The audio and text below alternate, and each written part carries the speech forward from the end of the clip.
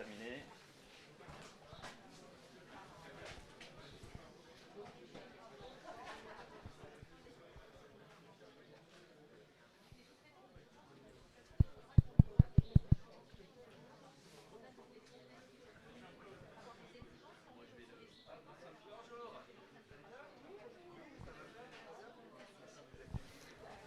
Bien, parfait. Bonjour à tous.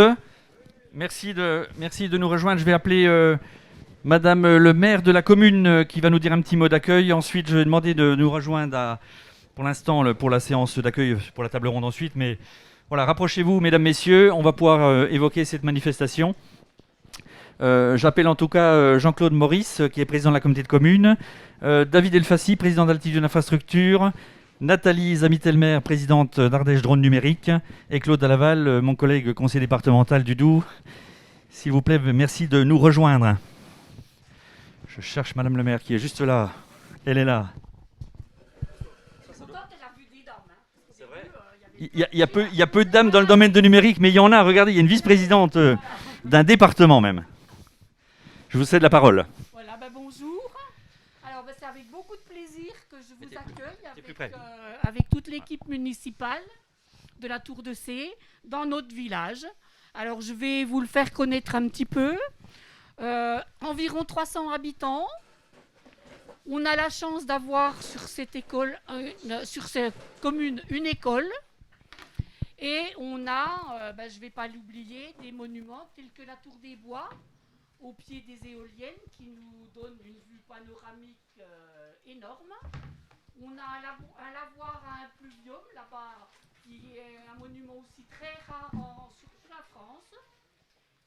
Et on vient de rénover aussi une fontaine à Brevois. On a essayé de remettre sur les mandats précédents en valeur notre territoire. Et on se relance aussi, vous avez vu les travaux, sur la construction d'une salle socioculturelle. Mais aujourd'hui, ce n'est pas ça qui nous anime, c'est la fibre essentiellement, et puis la haute technologie. Et c'est vrai qu'aujourd'hui, les Tourcellois ont hâte d'avoir ça, parce que c'est vrai que bien souvent, on entend dire qu'on piétine devant notre ordinateur pour l'instant. Voilà, donc on sera content d'avoir la fibre, d'être relié, mais ce qu'on ne veut pas aujourd'hui, c'est à n'importe quel prix.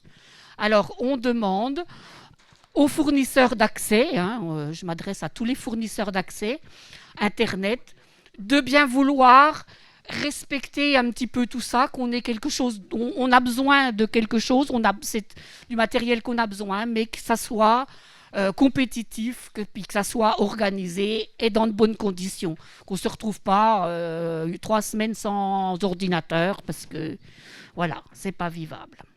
Donc voilà, je vous remercie toutes et toutes, les élus, tout le monde. Voilà. Merci.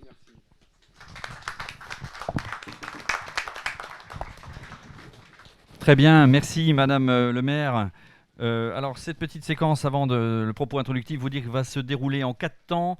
Un premier temps d'accueil relativement rapide où effectivement nos collègues nous ont rejoints, et je voulais en profiter pour saluer Nathalie Elmer qui se présentera tout à l'heure, qui nous indiquera peut-être si ça se passe mieux en Ardèche Drone Numérique, mais j'ai une petite réponse, on verra tout ça.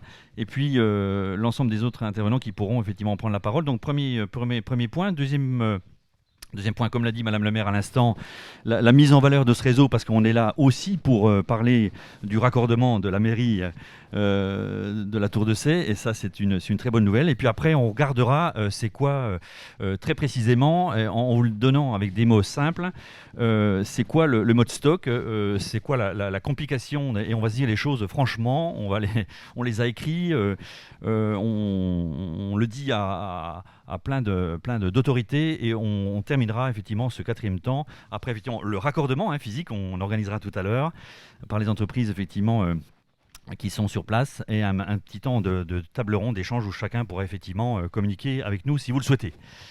Voilà, première séquence. Madame le maire, merci déjà de vous être aimablement prêtée à l'organisation de cette manifestation. Merci à vous et à vos services. Mais dans une petite mairie comme celle-là, les services, c'est surtout Madame le maire et Madame le maire. Donc, bien sûr, ses collègues aussi du conseil municipal. Mais il y a peu de services administratifs, c'est ça que je voulais vous dire. Voilà. Merci aussi à nos grands élus nationaux, monsieur le député Alauzet qui a pu nous rejoindre, les sénateurs Jacques Grosperrin et Jean-François Longeau qui sont investis aussi sur ces questions-là. Mon collègue conseiller départemental, cher Claude, vice-président du syndicat mixte, aussi à mes côtés, qui, ex-maire d'une petite commune, a vécu aussi ces problématiques. Monsieur le président de la communauté de communes du Doux-Beaumois, qui est l'un des financeurs du syndicat mixte, bien sûr, et qui, lui, a des élus, effectivement, qui représentent au syndicat mixte. Et puis, madame la présidente d'Ardèche Drone Numérique, chère Nathalie, qui a fait le déplacement tôt ce matin. Mais on peut avoir un petit peu de soleil dans le Doubs aussi, hein. Il n'y a pas qu'en Ardèche, chère Nathalie. Et on tenait quand même, alors il ne faudra pas trop traîner dans l'après-midi parce qu'ils annoncent un peu de pluie, mais on tenait quand même à te montrer que même dans le Doubs et très tôt, Madame le maire, on peut avoir un petit peu de soleil quand même qui nous fait chaud au cœur. Et ça me fait très plaisir. Puis je sais qu'elle est venue avec son directeur, son équipe, des gens très investis avec nous, notamment au sein de la VICA. On y reviendra tout à l'heure puisqu'on partage effectivement, elle est vice-présidente aussi de la VICA. J'en suis le trésorier national et on partage avec notre président Patrick Chaise, sénateur lui aussi, ces questions importantes qu'il maîtrise et sur lesquelles on veut cette fois-ci s'y aboutir.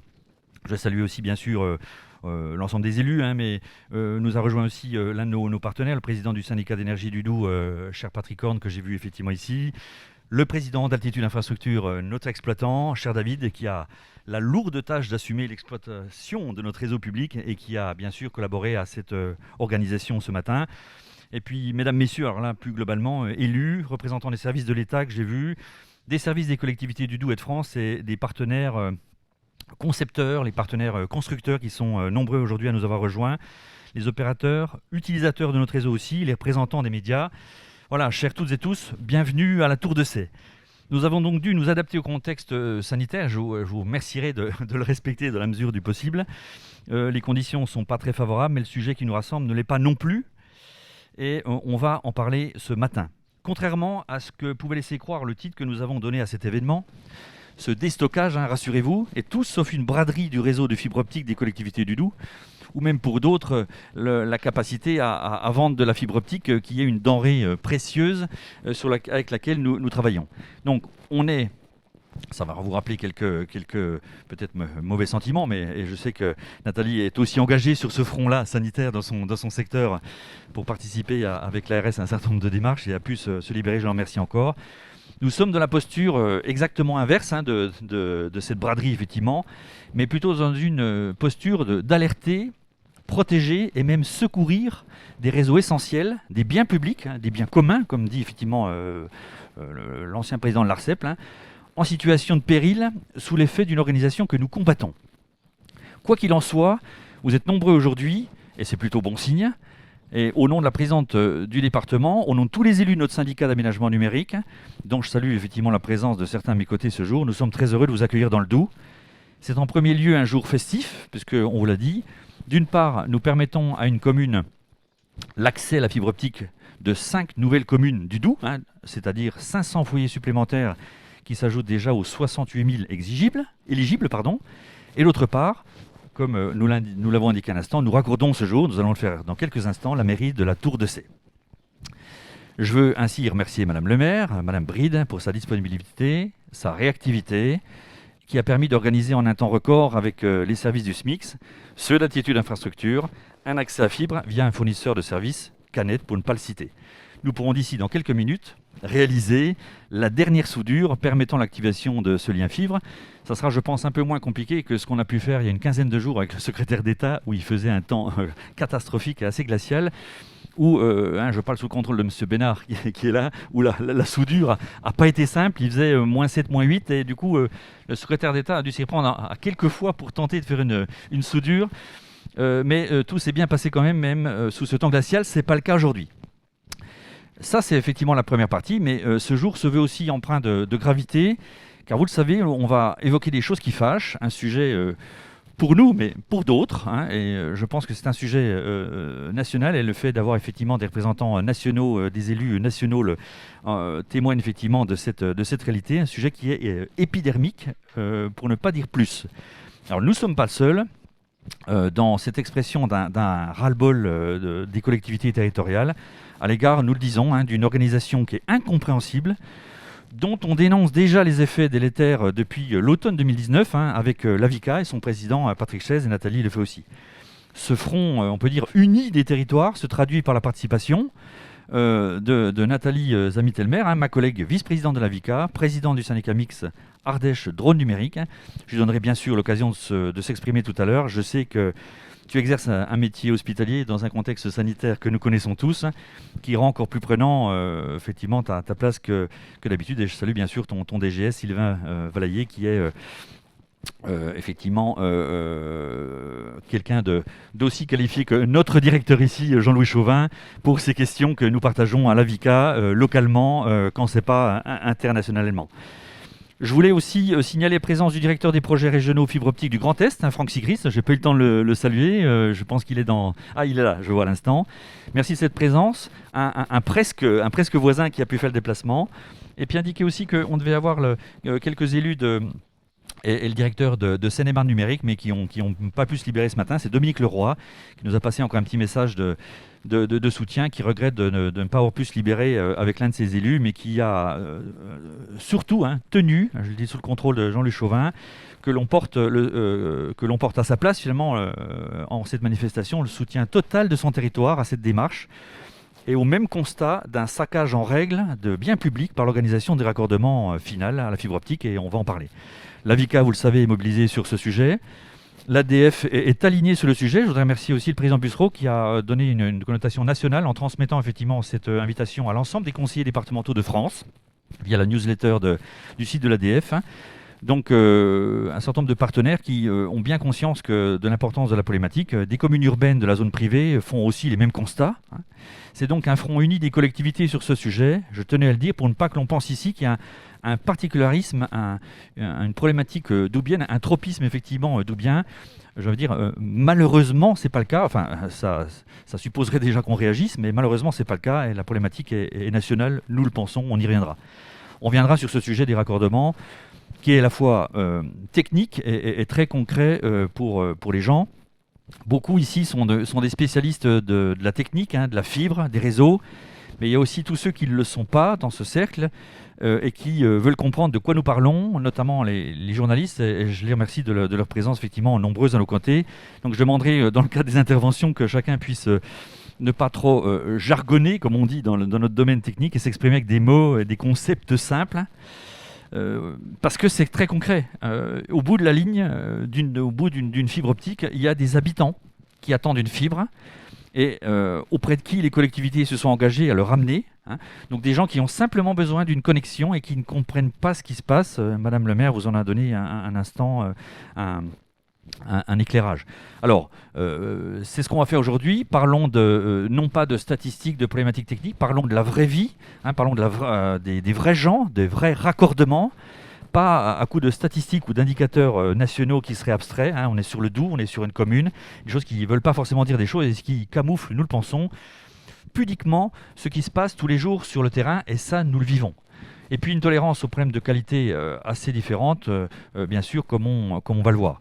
Si vous le voulez bien, un dernier élément de préambule très important et qui est essentiel à rappeler. Nous ne nous battons pas contre tel ou tel acteur national. Il faut encore que ça soit bien dit. Tel ou tel opérateur national, c'est pas le sujet, mais il n'en demeure pas moins qu'on dira des choses précises qui vont concerner un certain nombre d'acteurs et bien évidemment, ça serait sinon travestir la réalité. Que les représentants de ces acteurs qui sont présents aujourd'hui, et les autres qui nous suivront bien sûr avec avidité, j'espère, parce que je rappelle que ces propos sont filmés et pourront être revus bien évidemment au niveau national, en soient bien convaincus le Doubs, le syndicat mixte, l'ensemble des partenaires ici qui sont sous mon pilotage, et je le dis avec l'ensemble des membres du département, ne sont pas là à nourrir une animosité quelconque à leur endroit, je le redis encore. On ne dénigre pas de l'entreprise, on vient se bagarrer contre un système. Ce qu'on ne supporte pas, ce qui est devenu, ce qui est devenu intolérable, inacceptable, c'est votre absence de maîtrise de la chaîne de sous-traitance. Autrement dit, votre très grand pouvoir d'intervenir mal, sinon très mal, en notre nom, sur notre réseau, le réseau du Doubs, le réseau public, payé à frais publics. Et ça, on ne peut pas le tolérer. On y reviendra par la suite, on abordera les mesures que nous avons décidé de prendre pour l'instant à titre expérimental, puis on aura, j'espère, quelques interventions qui seront de nature à nous rassurer, mais on écoutera ça avec beaucoup de bienveillance, mais aussi de capacité à analyser si ce qui est dit est de nature à se mettre en place. Place tout d'abord, si vous le permettez, à une séquence que je pourrais qualifier de modèle à suivre, c'est-à-dire la mise en service d'un raccordement à la fibre optique dans le cadre, somme toute, naturel, où un opérateur d'infrastructure maîtrise la chaîne. Voilà, mesdames, messieurs, ce premier propos introductif pour vous donner la teneur du débat, et sur lequel, effectivement, on va revenir après en table ronde vers vous. Mais on va, du coup, se rejoindre, Jean-Louis, directement le raccordement, c'est ça? Il y a un petit mot avant que j'allais effectivement introduire, et puis je vais laisser la parole ensuite à Jean-Louis et Cyril qui vous parleront de la construction du réseau. Voilà. Deuxième séquence, donc le raccordement fibre de la mairie en mode effectivement OI, on va vous expliquer la différence. Pour introduire effectivement rapidement cette partie raccordement, je ne peux que vous dire, mais c'est un remerciement ou une fierté qu'on partage avec ceux qui l'ont permis. C'est tout de même notre grande fierté. Je veux dire, nos problématiques n'empêchent pas cette fierté-là d'avoir construit un très beau projet d'aménagement numérique, un très beau réseau d'avenir. Et comme chez toi en Drôme et en Ardèche, Nathalie, comme en Seine-et-Marne, comme en Alsace, ici, des entreprises sous le pilotage des élus, avec des exploitants, et au profit finalement d'un certain nombre de bénéficiaires, nous déployons des réseaux. Ici, nous déployons ce réseau avec des fonds publics, des marchés publics, de vrais partenaires industriels qui sont d'ailleurs aujourd'hui, je les en remercie, largement représentés, et que je remercie, comme on le fait systématiquement, pour leur travail, pour leur investissement, leur sérieux, leur engagement à nos côtés, qu'ils soient des partenaires industriels dans les matériaux, que je salue, l'entreprise Folan bien sûr, mais je ne le citerai pas assez, je l'ai fait, je suis perdu. Vous le ferez, Jean-Louis, derrière, parce que quasi la totalité de nos partenaires sont là. Voilà, c'est une réussite qu'on ne cache pas tout de même et qu'on ne veut pas mettre en péril, avec 68 000 lignes fibre optique construites à ce jour, 130 millions d'euros d'investissement public déjà injectés au service du territoire, et un rythme en cours qui est dense, puisqu'il doit nous permettre d'atteindre le 100% d'ici fin 2022. Donc c'est 2 années très denses qui nous attendent, mais aussi c'est leur réussite que je veux partager aussi avec eux. Et ces fonds publics sont ceux du département que je représente, que nous représentons avec Claude, des intercommunalités, Monsieur le Président, cher Jean-Claude aussi, avec des aides de l'État qui sont importantes, c'est le FSN bien sûr, et des fonds de la région, que je ne saurais oublier de rappeler comme nous le faisons systématiquement. Donc ici, on sait donc ce qu'on fait, on sait ce qu'on construit, on sait de quoi on parle finalement dans nos secteurs. On a l'habitude de faire des choses bien, comme on le fait sur des infrastructures qui sont importantes. Le président d'un CIDED d'en face, quand il fait des infrastructures, ça a aussi, lui, l'importance que les réseaux soient faits et qu'ils soient durables, si possible. Et d'autres, on investit ici dans la durée et on a des comptes à rendre. C'est aussi l'esprit de cette ouverture de la problématique, finalement, à l'ensemble de la population, localement, voire nationalement.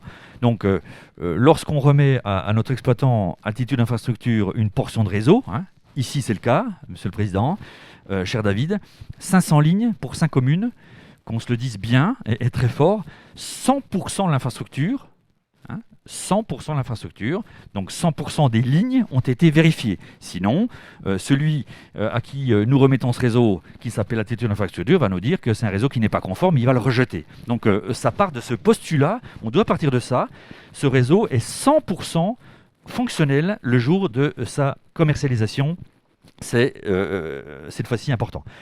Voilà, je cède la parole à Jean-Louis et Cyril, l'occasion de nous parler un petit peu des principaux éléments de la construction du réseau. Il y a des micros que vous pouvez vous répartir et nous donner quelques éléments techniques avec des explications une fois encore les plus compréhensibles possibles. Merci d'avance. Ça marche? Oui. Bonjour à toutes et à tous. Merci Président, merci à tous les participants. Je vais être très bref, hein. Je vais passer la parole à Cyril parce que évidemment aujourd'hui c'est l'aboutissement et la mise en service d'un réseau, mais en amont il y a quand même des efforts. Je voudrais quand même qu'on reconnaisse aussi la qualité de ces efforts qui est celle à la fois du syndicat mixte et des collectivités, des financeurs, mais aussi celle des partenaires industriels. Nous on utilise rarement le terme de sous-traitance. Je vais vous expliquer pourquoi. Parce qu'on estime que la sous-traitance, c'est un rapport qui est distancié avec l'opérateur économique qui intervient. Et nous, on parle préférentiellement de partenaires. Et je vais les citer. Président, vous en avez cité. Vous avez cité un fournisseur. On va citer quand même les constructeurs. Pardonnez-moi par avance si j'en oublie, mais les essentiels seront cités. Suez pour la partie conception, suivi de chantier. J'ai vu... et en groupement avec Aegis pour effectivement ce marché départemental. Et puis ici sur le secteur, les entreprises Axians, donc du groupe Vinci, et partenaire également d'une entreprise régionale, Vermo Travaux Publics. On n'est jamais mieux servi que par des acteurs locaux. C'est aussi une des problématiques, je pense, qui sera abordée tout à l'heure. Et puis l'entreprise Drive Optic, qui est une entreprise qui est un peu... qui intervient beaucoup pour le compte effectivement d'Axians et qui a fait notamment une grande partie du câblage et des soudures de ce secteur. Voilà, je vais céder la parole à Cyril qui va vous expliquer à l'appui de petits documents qui ont été préparés. Remerciements appuyés également à Altitude Infrastructure pour la participation, la collaboration. Je vois Pascal Drey, qui est le directeur de la communication, je crois, nouvellement intégré aux équipes, David, que je remercie fortement parce qu'on l'a un peu bousculé ces derniers jours. Et ça faisait suite à la visite d'un secrétaire d'État qui n'est rien sauf une partie de plaisir à organiser. Voilà, je passe tout de suite la parole à Cyril Philippona, directeur technique. Oui, merci. Bonjour à toutes et tous. On voulait, avant de passer à la séquence du raccordement à proprement dit, faire un bref rappel de ce que nous faisons avec nos partenaires, notamment en termes de construction, pour apporter ce service à cette nouvelle population de la Tour de Sées et des communes aux alentours. Donc, très simplement, hein, le réseau qu'on construit aujourd'hui est un réseau complètement indépendant de celui existant. C'est un nouveau réseau qui est construit en parallèle du réseau cuivre que nous connaissons et qui est amené à disparaître. Et donc ce réseau, il va être constitué de plusieurs nœuds. Hein, vous avez le schéma derrière vous qui indique un peu ces différents nœuds de structure. On a ce qu'on appelle on va le vulgariser, mais c'est un central optique. Ça va être ce qu'on appelle un NRO, un nœud de raccordement optique. En gros, c'est là où les équipements actifs, c'est-à-dire que c'est là où on envoie la lumière, sont installés. Donc, par exemple, sur la Tour de Sées, il y en a un qui est installé à l'entrée du village, et sur tout le département, il y en a à peu près 46 à terme qui seront installés. Aujourd'hui, on en est à 41 installés. Et tous ces centraux optiques sont interconnectés entre eux pour dialoguer, hein, et pour diffuser le signal. Depuis ce NRO, on va aller vers ce qu'on appelle un sous-répartiteur optique. Chez nous, dans le Doubs, on utilise beaucoup de petits bâtiments, comme vous voyez sur la photo. On appelle des shelters qui sont préfabriqués. On pose également aussi des armoires de rue. Ça nous est arrivé aussi. Et en gros, c'est à partir de ce petit bâtiment ou de cette armoire qu'on va venir tirer ce qu'on appelle le réseau de distribution et tirer une fibre pour chaque foyer, chaque entreprise, pour un secteur déterminé. Donc en l'occurrence ici, le sous-répartiteur est installé à côté du nœud de raccordement optique. Et puis à partir de ce sous-répartiteur, on a tiré les câbles à travers les 5 communes pour aller au plus proche des habitations, installer ce qu'on appelle des points de branchement optique. des PBO. Ces points de branchement optique vont permettre de faire le raccordement final jusqu'au foyer, à l'habitation ou à l'entreprise. Et on en installe donc au plus proche sur la partie publique, au plus proche des habitations. Et ces boîtiers vont permettre de raccorder en moyenne entre 4 à 6 habitations. Voilà. Le rôle du syndicat, en gros, va s'arrêter ici, entre guillemets, puisqu'on construit tout ce qui reste sur la partie publique. Hein. Et les derniers mètres, les derniers 150 mètres, 100 mètres, qui séparent ce point de branchement à la prise terminale optique qui est installée dans l'habitation ou dans l'entreprise, va être réalisé lorsque l'administré va souscrire un abonnement auprès d'un opérateur Internet. Ce qui est important, Jean-Louis l'a rappelé tout à l'heure, c'est que tout ce que le syndicat construit avec ses partenaires, donc du réseau de collecte là, qui interconnecte les centraux optiques, jusqu'aux points de branchement qui sont installés soit dans des regards télécoms, soit sur des poteaux télécoms ou des appuis Enedis, l'intégralité de ce réseau est réceptionnée à 100% par notre maîtrise œuvre et les équipes d'altitude. Je le précise, c'est 100%, c'est-à-dire que tout est vérifié. Hein, l'intégralité. Et lorsque Altitude donc, décide de prendre en exploitation le réseau, 100% des lignes sont fonctionnelles. Voilà. Et tout ce réseau aussi, un point important, il est également qualifié et intégré dans un système d'information, hein, un outil d'exploitation qui est mis à disposition par Altitude Infrastructure.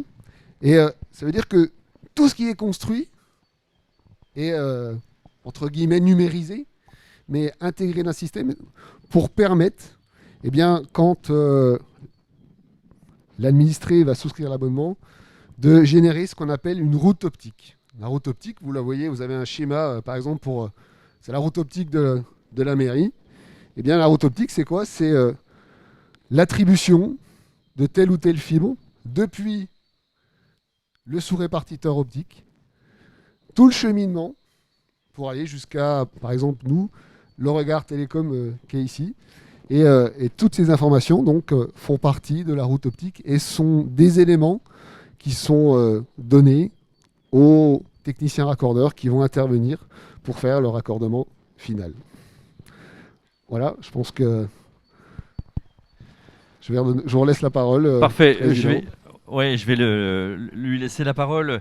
Alors, vous l'avez bien compris maintenant, une fois que ce réseau est construit, intégré dans le système de gestion informatique, il est donc contrôlé et remis à l'exploitant, ça a été dit à l'instant. Et maintenant, on va voir qu'est-ce qu'un raccordement, comment ça s'organise ou comment ça devrait se passer. Et, on a souhaité vous le décrire à partir de l'exemple du raccordement de la mairie qui nous accueille. Mais juste avant, on va procéder, avant qu'on procède physiquement à ce raccordement, à la dernière soudure, Madame le maire, que vous puissiez profiter de cette nouvelle technologie à côté de l'entreprise Bénard, que je salue encore. Je vais passer la parole à David Elfassi, qui va pouvoir prendre son micro qui est devant lui, PDG du groupe Altitude Infrastructure, qui va nous expliquer qu'un raccordement se fait tout sauf au hasard, cher David, et qui doit prendre en compte bien sûr des données précises que fournit le constructeur, l'exploitant.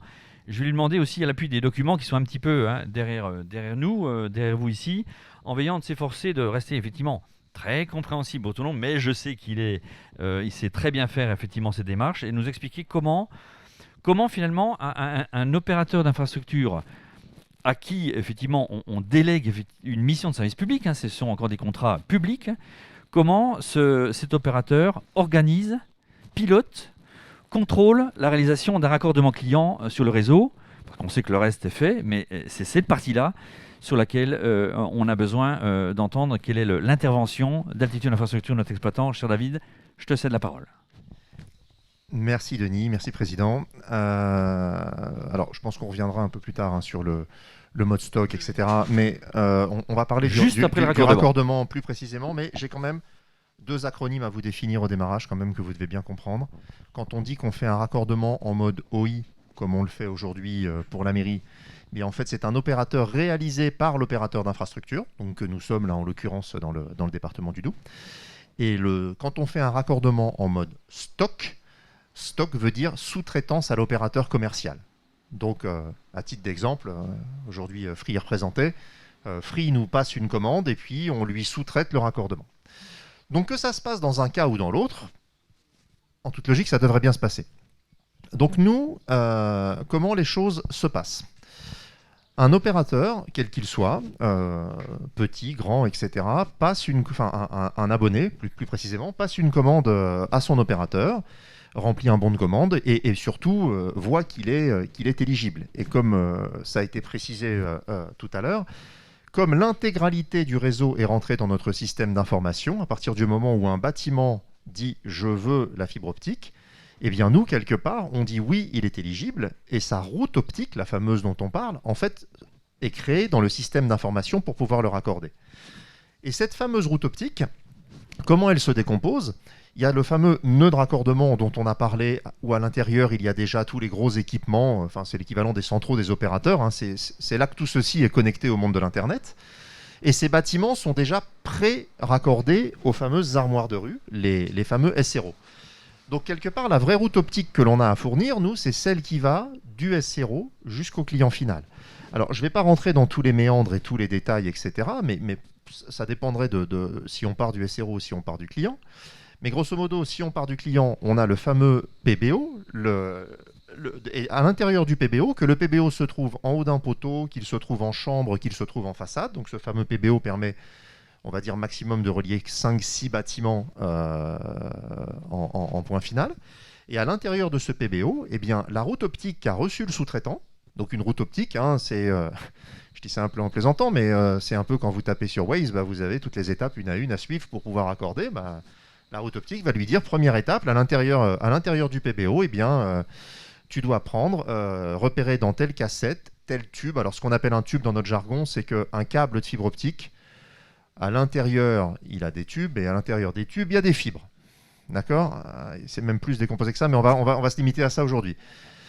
Et donc, on va lui dire, tu dois te positionner dans telle cassette, tu prends le tube numéro tant, et tu prends la fibre rouge, admettons. Ça, c'est au niveau du PBO. Donc, c'est de là qu'on doit faire la soudure pour aller vers le client final. Et puis, ce fameux tube avec ce fameux tube avec la fibre rouge, eh bien, de l'autre côté, SRO, il va falloir récupérer ce même câble et pouvoir le souder à l'intérieur du point de mutualisation. Et c'est à partir de là que s'opère, j'ai envie de dire, toute la lumière, parce que dans les points de mutualisation, il y a ce qu'on appelle dans notre jargon des coupleurs, des splitters. Et en fait, c'est ce phénomène qui permet de séparer la lumière et de mettre plusieurs clients sur un seul tronçon qui remonte vers le NRO. Mais tout ça pour vous dire que nous, on donne tout cet élément-là. Et en amont de tout ça, parce que ça, c'est juste la route optique, mais en amont de tout ça, on a quand même des données techniques et un process de raccordement à suivre. L'intérieur d'un PM, certains de temps en temps disent que quand ça va très mal, on dit que c'est, enfin d'un SRO pardon, disent que c'est un plat de spaghettis. Moi, je vais le dire de façon plus noble. Quand tout va bien, ça devrait être un peu un métier à tisser. Hein. C'est, je brasse par ici et on a indiqué par quel chemin on doit passer avec un brassage en W. Enfin bon, bref, tout notre jargon à nous. Mais chaque opérateur, d'ailleurs chaque opérateur a sa couleur pour aller de ses équipements jusqu'à son client final. Et il y a un brassage qui doit être donné, qui doit suivre des consignes. Évidemment, on doit ouvrir les armoires avec la clé. Enfin voilà, on va y revenir. Mais il y a toute une démarche comme ça qui est indiquée. Et à ce moment-là, l'opérateur, si tout se passe bien, eh bien, au moment où il a fait sa soudure, eh bien, il verra, en général, ils font ça avec un crayon optique, mais entre le point de mutualisation et le client final, on voit que la lumière circule, donc le lien est fonctionnel, on le branche, et comme tout est préparamétré au niveau du nœud de raccordement optique, eh bien, le client n'a plus qu'à poser sa box, et cela va marcher. Et donc, si ça marche, tout va bien, et à ce moment-là, l'opérateur, que ce soit en mode d'infrastructure ou que ce soit en mode stock, nous renvoie ce qu'on appelle un CR stock, donc un compte rendu d'intervention qui nous dit c'est bon, ça a marché, ou potentiellement c'est pas bon. Et là où on va parler tout à l'heure du mode stock, et je m'arrêterai là, c'est qu'en mode OI, donc quand c'est nous qui réalisons le raccordement avec nos sous-traitants raccordeurs et notamment Bénard ici présent, eh bien on a un outil qui permet en fait d'avoir un compte rendu en direct. Et ce compte rendu, au travers d'un outil qui est sur une tablette, sur un téléphone, va dire directement je suis arrivé tel jour, telle heure, à tel endroit, avec telle coordonnée XY, voici la photo de l'intervention avant que j'arrive, voilà la photo de mon intervention, et puis il a un petit menu déroulant pour qu'il décrive bien et qu'on ait une trace, qu'on ait un DOE, comme on dit dans notre jargon du bâtiment, mais qu'on ait une trace de comment le raccordement a été fait pour le jour où on devra intervenir sur le raccordement et le maintenir. Et aujourd'hui, et on y reviendra dans la deuxième partie de la table ronde, c'est là que, entre autres, le fameux mode stock pose souci pour l'instant sur ce fameux retour d'information par rapport à ce que l'on a dans le mode OI. Voilà, donc si on reprend le processus, on a une commande, on donne une route optique. Cette route optique permet de raccorder le client, et pour que tout se passe bien, même pour les clients suivants, il faut que ça suive un process prédéfini entre les opérateurs et nous. Ce qui n'est pas toujours le cas, voilà, on va en reparler, mais c'est comme ça que les choses se passent. Et se sont passées d'ailleurs, et je l'espère, parce que si on saute, j'espère qu'on aura un CR OK. Voilà. Ah, Madame le maire. Je l'espère, cher David, aujourd'hui, c'est l'heure de vérité là. Écoutez, voilà, je vous propose maintenant, avant qu'on prenne la parole sur le sujet, mais on va déjà faire ce qui est bien aujourd'hui. Enfin, on fait deux choses qui sont bien, mais on va déjà effectivement raccorder une mairie. Je vous propose qu'on puisse faire ce raccordement sur la fibre blanche du tube rouge du boîtier identifié par le code. Et bien sûr, nous nous retrouverons ici après. On va pouvoir évoquer nos problématiques ici comme ailleurs. Et donc, du coup, c'est l'entreprise Bénard qui va prendre la main et on va lui laisser un micro. Ils vont nous commenter en détail le raccordement. Voilà, c'est une partie qui n'est pas filmée, mais voilà, on va les laisser cette fois-ci faire la réalité. Peut-être, faut peut-être donner un micro pour qu'on puisse directement avec l'entreprise Bénard, dont que je remercie de sa disponibilité. Voilà, je vous cède la parole cette fois-ci pour le raccordement effectif. C'est parti.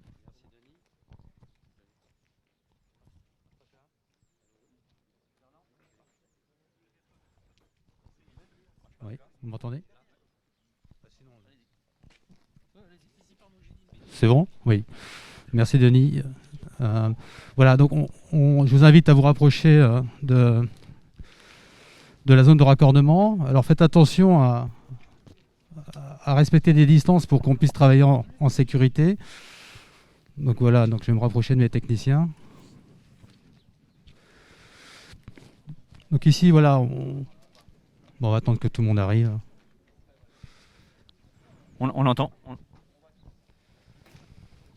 Voilà, si vous voulez bien vous rapprocher pour ceux qui n'ont jamais vu. Donc on est sur un raccordement souterrain. On a un regard, on appelle ça une chambre, dans lequel il y a un PBO, un point de branchement optique. Et c'est à partir de ce PBO qu'on va tirer, on l'a déjà fait, qu'on tire un câble, un 2 FO, qui va alimenter la prise de la mairie. Voilà. Donc pour la finalisation de la réalisation du raccordement, je vais passer la parole à Yves Lablanche, qui est technicien chez nous, et voilà, qui était chargé du raccordement de cette prise. Bonjour à tous et tous. J'avais déjà. Bonjour à toutes et tous. Donc je vais vous expliquer pour le point de raccordement du PBO final. Au préalable, nous avons tiré donc le câble depuis la baie informatique de la mairie jusqu'au point de raccordement extérieur, donc le PBO. J'ai regardé au préalable pour la fibre qui nous était destinée pour alimenter la mairie. Donc on nous avait défini une fibre qui était donnée sur un schéma, donc la route optique comme on vous a expliqué. Nous avons fait un test en laser depuis le NRO jusqu'ici avec un laser pour savoir si on avait bien notre continuité, pour savoir si ça fonctionnait correctement avant de raccorder le client, ce qui était le cas. Et donc voilà, après par la suite, avant que vous arriviez, j'ai fait commencer à décaper mon câble pour pouvoir intégrer ma fibre à l'intérieur de ce boîtier et pour pouvoir raccorder cette fibre.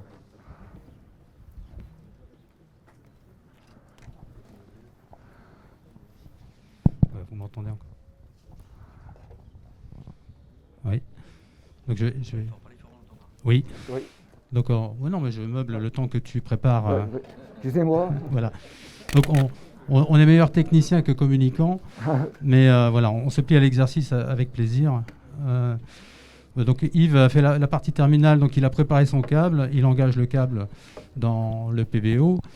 Voilà, donc il va faire en sorte que quand il positionne le câble et l'entrée de boîte, que tout soit bien étanche, parce qu'il faut savoir que la fibre n'est pas perturbée par le courant électromagnétique, mais par contre elle n'aime pas du tout l'humidité. Voilà, donc une fois qu'il aura fait cette opération, il va préparer la fibre dédiée à la mairie. Donc on voit qu'il y a une deuxième fibre, donc il va mettre la fibre rouge en stockage et il va souder la bleue sur la fibre, attribuée par la route optique, voilà, qui nous a été envoyée tout simplement avec une application sur son téléphone. Et voilà, donc il a sur son téléphone toutes les informations disponibles. Donc il a les coordonnées GPS du point de branchement, il a les coordonnées GPS de l'armoire et peut-être pas du client, mais l'adresse au moins du client. Voilà.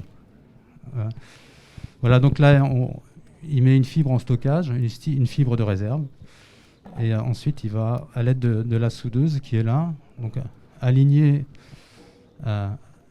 tout simplement les deux fibres. Il va y avoir un arc électrique. Ce micro-arc électrique va faire fondre la silice, donc le verre.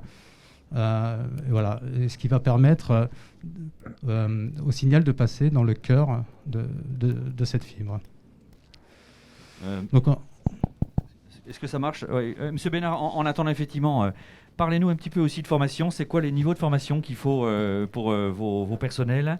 Je sais que vous avez des actions avec le Greta, notamment à Besançon. Est-ce que vous pouvez nous en faire part? Parce que c'est aussi un sujet qu'on va évoquer dans le Modestock, peut-être la formation, la compétence qu'on reconnaît chez vous, qu'on va peut-être pas retrouver ailleurs. Alors, comment on procède en interne? Donc, il y a plusieurs modes. On forme bien évidemment les gens chez nous en interne pour les adapter à notre façon de travailler, dans le respect des cahiers des charges sur tous les marchés sur lesquels on travaille. Et en parallèle, en mode recrutement, on peut aussi, à travers un organisme de formation qui s'appelle le Greta, aller visiter les candidats du Greta pour les intégrer ensuite en formation chez nous pendant 2 fois 3 semaines, c'est deux périodes de stage, où on peut apprécier le savoir-être et puis le début de compétences acquis par les stagiaires au sein du Greta. Donc bien évidemment, après, quand on accepte une personne chez nous, c'est qu'on a un projet pour elle. Et donc ce projet, c'est de continuer à la former au sein de la société pour qu'elle ait le meilleur rendu sur le terrain et le meilleur accompagnement de nos clients. Voilà. Donc c'est vrai que sur le Greta de Besançon, on y est impliqué depuis 3 ou 4 ans. Il y a déjà au moins 4 techniciens qui ont pu bénéficier d'un CDI qui émane justement de ces formations. En attendant, la soudure approche. Je vais laisser la place aux techniciens, enfin la parole. Donc j'ai récupéré la fibre qui était affectée pour la mairie, donc ce qui était indiqué sur l'application, donc la fibre blanche, qui vient donc du NRO. Je vais enlever l'époxy, la couleur en fait qui nous permet de la repérer et de retrouver la fibre à nu. Je la mets dans une petite machine qui s'appelle une cliveuse pour permettre de couper à 90 degrés la fibre et qu'elle soit le plus droite possible.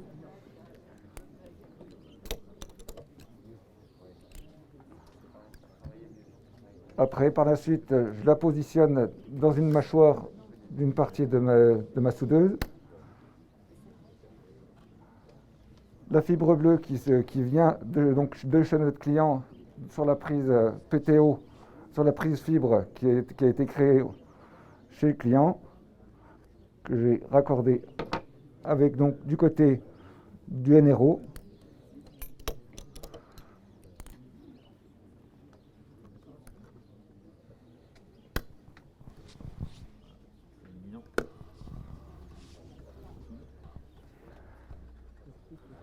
Et donc la soudeuse a rapproché dans les mâchoires. Donc on fait le rapprochement des deux fibres pour les mettre en bout à bout.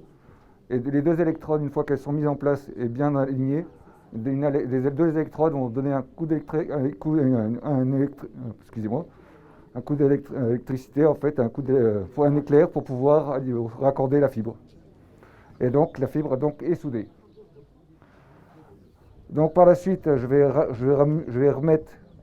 mettre par-dessus ce qu'on appelle un manchon rétreint pour pouvoir en fait protéger la soudure en elle-même pour qu'elle soit beaucoup plus rigide et protégée.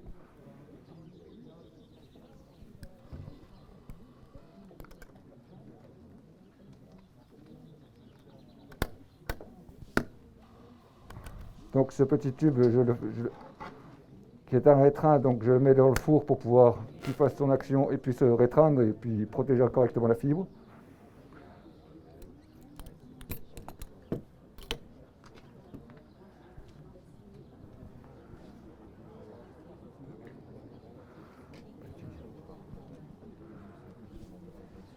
Ouais, donc là, on attend que le four chauffe.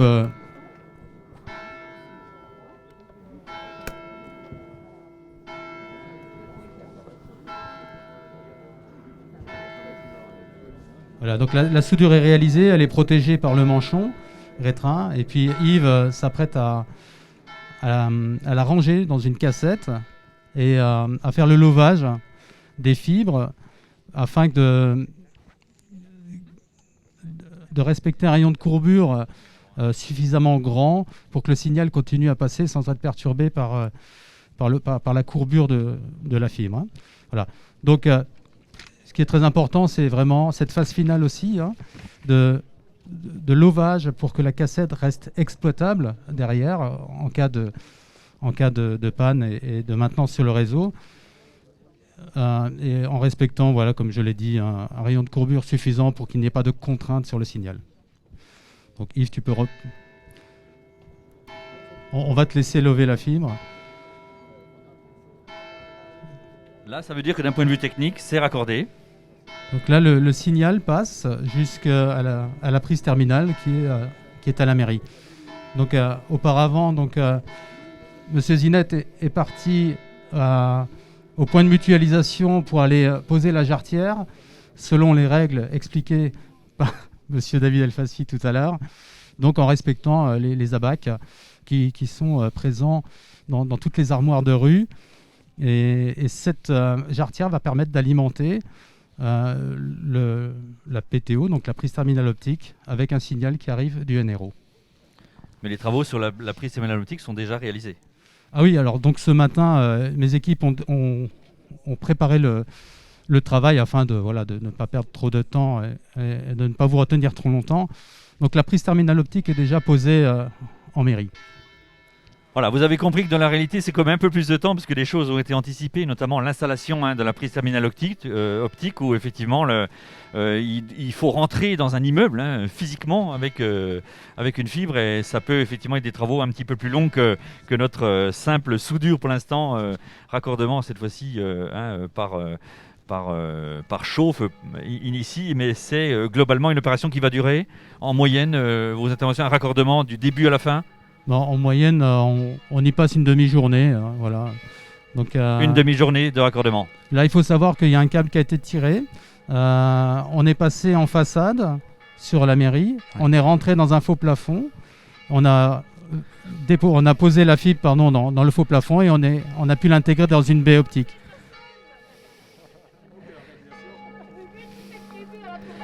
Je vous ai vu, Madame le maire. Voilà. Pendant que vous discutiez, Madame le maire, vous êtes raccordé à la commune. Bravo pour la coordination effectivement de l'agent municipal qui fait sonner effectivement l'arrivée de la fibre optique par les cloches de midi. Bravo. Vous n'avez pas vu parce que certains étaient à distance, mais vous avez fait quelque chose, monsieur. Vous avez pris une photo sur la fin. Ça, c'est dédié à quoi ? C'est dédié en fait à avoir un suivi pour altitude, pour qu'on fasse en fait notre intervention. C'est les bonnes formes. Voilà, c'est très important. C'était très discret, mais très très important pour nous, pour Altitude Infrastructure, parce que ça permet effectivement de dire qu'est-ce qui est fait, à quel moment, par quelle personne, provenant de quelle entreprise sur tel secteur. Parfait, merci Monsieur Bénard. Écoutez, en attendant que les cloches sonnent, on peut continuer maintenant. On va parler de choses un petit peu plus qui fâchent, on va dire. Mais on va se dire les choses, et cette fois-ci, dans le détail du fameux mode stock. Et je rappelle nos invités à la table ronde, puisqu'ils vont pouvoir prendre la parole.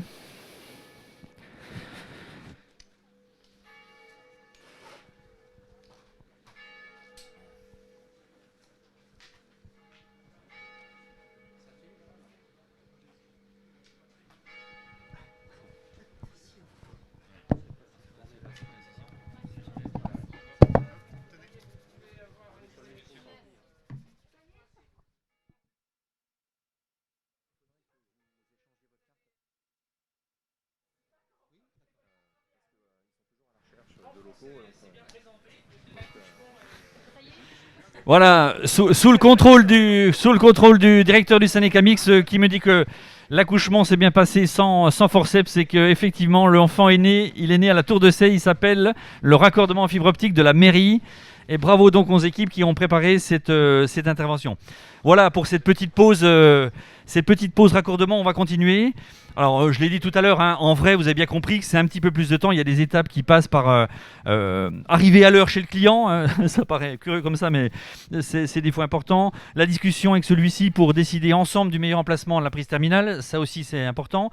La validation du cheminement intérieur dans le logement, c'est ce que je disais un instant, c'est pas toujours simple et on se met à la place des équipes effectivement qui travaillent sur ça. La vérification du cheminement extérieur avec l'aiguillage jusqu'au point sur la façade, si un raccordement aérien notamment, la pose du câble, la pose de la prise terminale. Voilà, toute intervention effectivement qui prennent un petit peu de temps.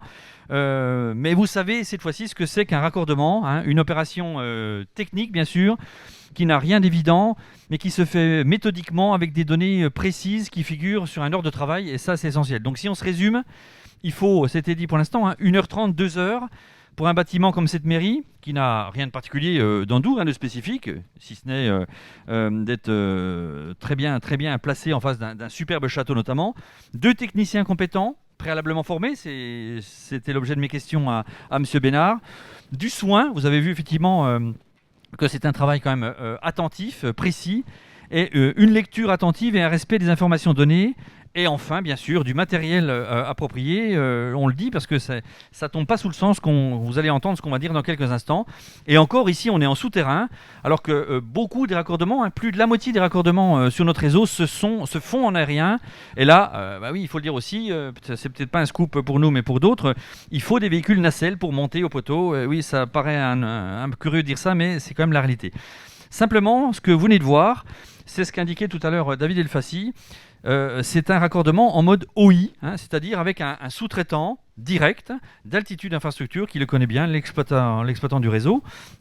Et ici, l'entreprise Bénard qui a fait effectivement le nécessaire et dont je salue le sérieux, la compétence et notamment, on l'a indiqué tout à l'heure, l'effort de formation de jeunes via le Greta de Besançon. Donc vous avez vu qu'on essaie en même temps de travailler localement. Alors vous allez me dire, où est le problème ? Alors on y vient justement. Ces modalités d'intervention, ce que vous venez de voir à l'instant, ça représente moins de 5% de l'ensemble des raccordements. Donc c'est là qu'on va effectivement venir au centre du sujet qui nous occupe et qui a ce retentissement national. Donc pourquoi dès lors on dénonce l'autre mode de raccordement, ce fameux mode stock ? Pourquoi ? Parce qu'effectivement il est prégnant sur notre secteur comme bien d'autres. 95 autres % de raccordement se font selon ce mode stock justement. Et ce mode stock, c'est l'organisation qui a été choisie par les fournisseurs d'accès nationaux qui leur permet de piloter et de sous-traiter eux-mêmes les raccordements à la place de notre exploitant, vous l'avez bien compris cette fois-ci. Donc les FAI nationaux peuvent faire des opérations sensibles, voire même très sensibles, comme ces fameux raccordements, sur notre réseau. Et la difficulté, c'est que notre exploitant ne peut pas faire autrement que de les regarder faire et éventuellement de contrôler, quand il le peut, a posteriori, ce qui se passe. Voyons ce que ça donne dans la vraie vie. On avait dit qu'on se parlait franchement. Le jour de la commercialisation, on l'a dit, toutes les lignes sont vérifiées une à une. Et préventivement, je dis à nos interlocuteurs qui ont tendance des fois à nous le dire, ne dites pas que j'exagère, parce que tout ce qui va suivre est véridique, vérifiable et prouvable. À peine 2 semaines après l'ouverture et la commercialisation d'un secteur, nous voyons déjà apparaître les premiers échecs de raccordement pour des motifs du type discontinuité optique. Dans le jargon, ça va être DCO. Là, le raccordeur, il dit que la ligne qui avait été vérifiée juste avant, parce que ça on le fait pour le compte d'Altitude Infrastructure, elle n'est pas continue. Si effectivement elle n'est pas continue, vous avez compris, ça ne peut pas fonctionner. Donc, on va voir une première fois, l'exploitant dépêche un technicien de maintenance, et on finit par comprendre que le raccordeur qui est venu de Marseille ou de la région parisienne a un crayon laser d'une portée d'1 kilomètre. Pas de chance ici, les lignes en font plutôt 5 km, et donc il n'a pas vu la lumière à l'autre bout. Et il n'a pas manqué naturellement de glisser au client, je parle le client terminal, celui qui est le bénéficiaire, que bien évidemment le réseau était mal construit.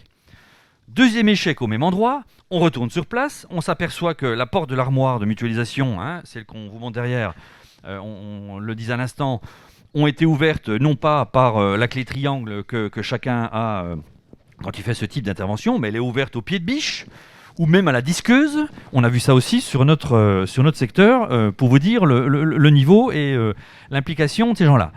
Après, au niveau du boîtier que vous avez vu là-bas, on a... alors tu parlais de quoi de salade tout à l'heure? Nous on parle de chou-fleur. Chou-fleur de fibres, pourquoi pas, chacun ça. C'est bientôt le printemps, on va y arriver. Donc on y trouve un méli-mélo de fibres, 2 ou 3 clients raccordés dessus. L'un des clients n'est pas sous la fibre qui lui a été préaffectée.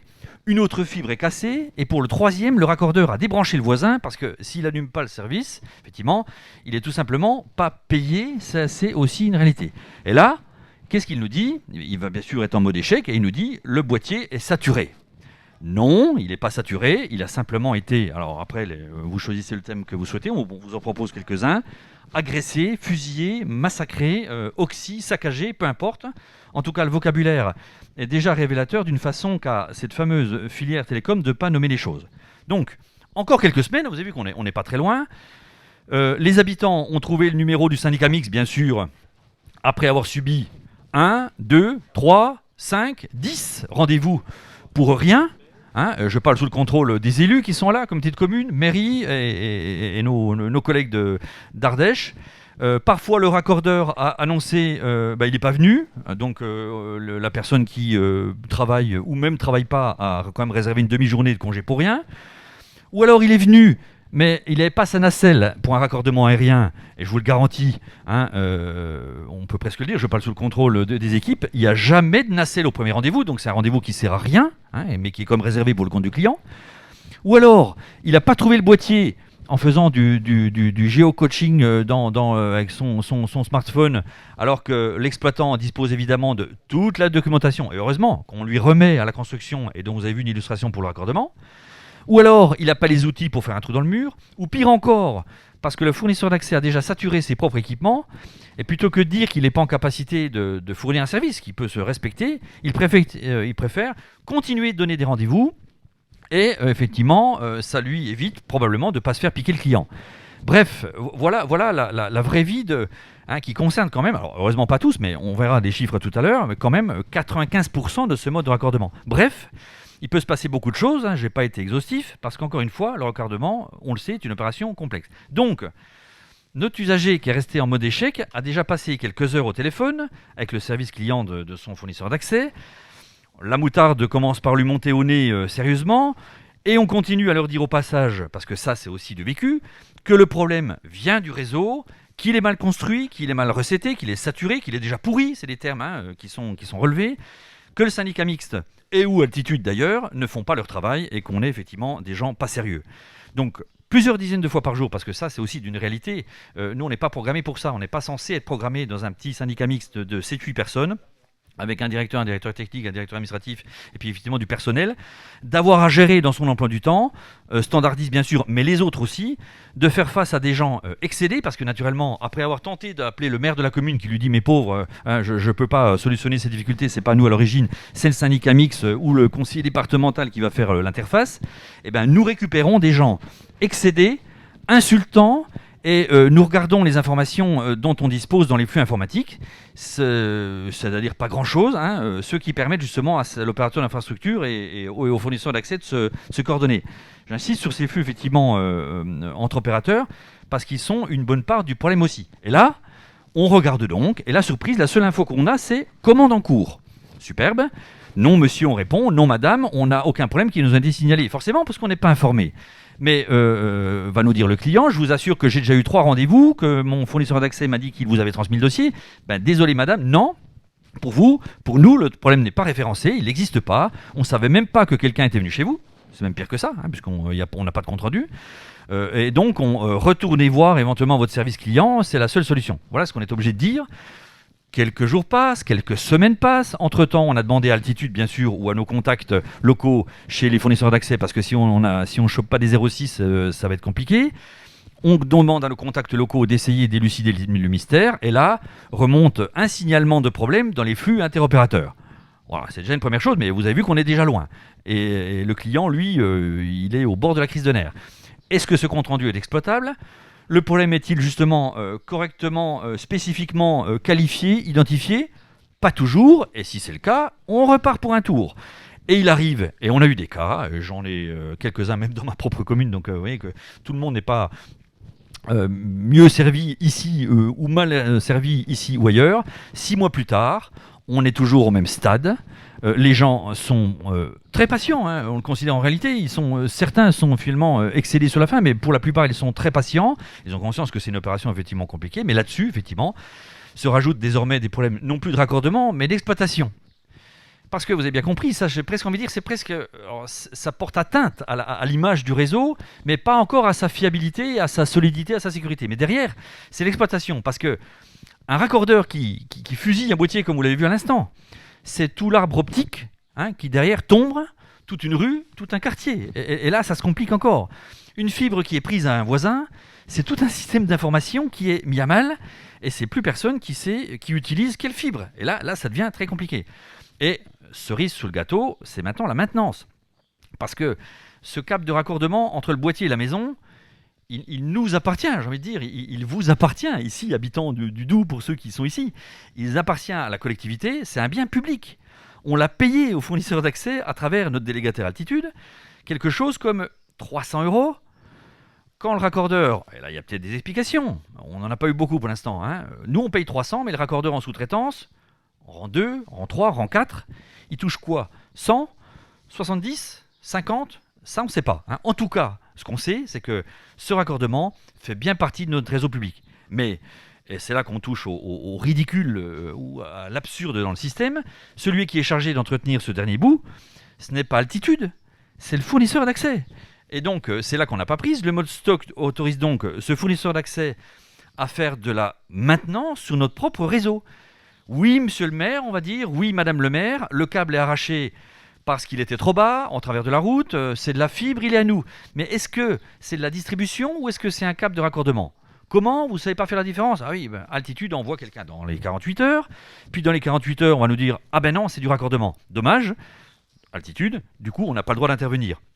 On va le signaler au fournisseur d'accès, peut-être qu'il viendra la semaine prochaine, mais on ne peut pas vous dire pour eux, parce que naturellement, on ne sait pas ce qu'ils font, on ne sait pas qui c'est, on ne sait pas quand ils vont venir, et si même ils vont venir.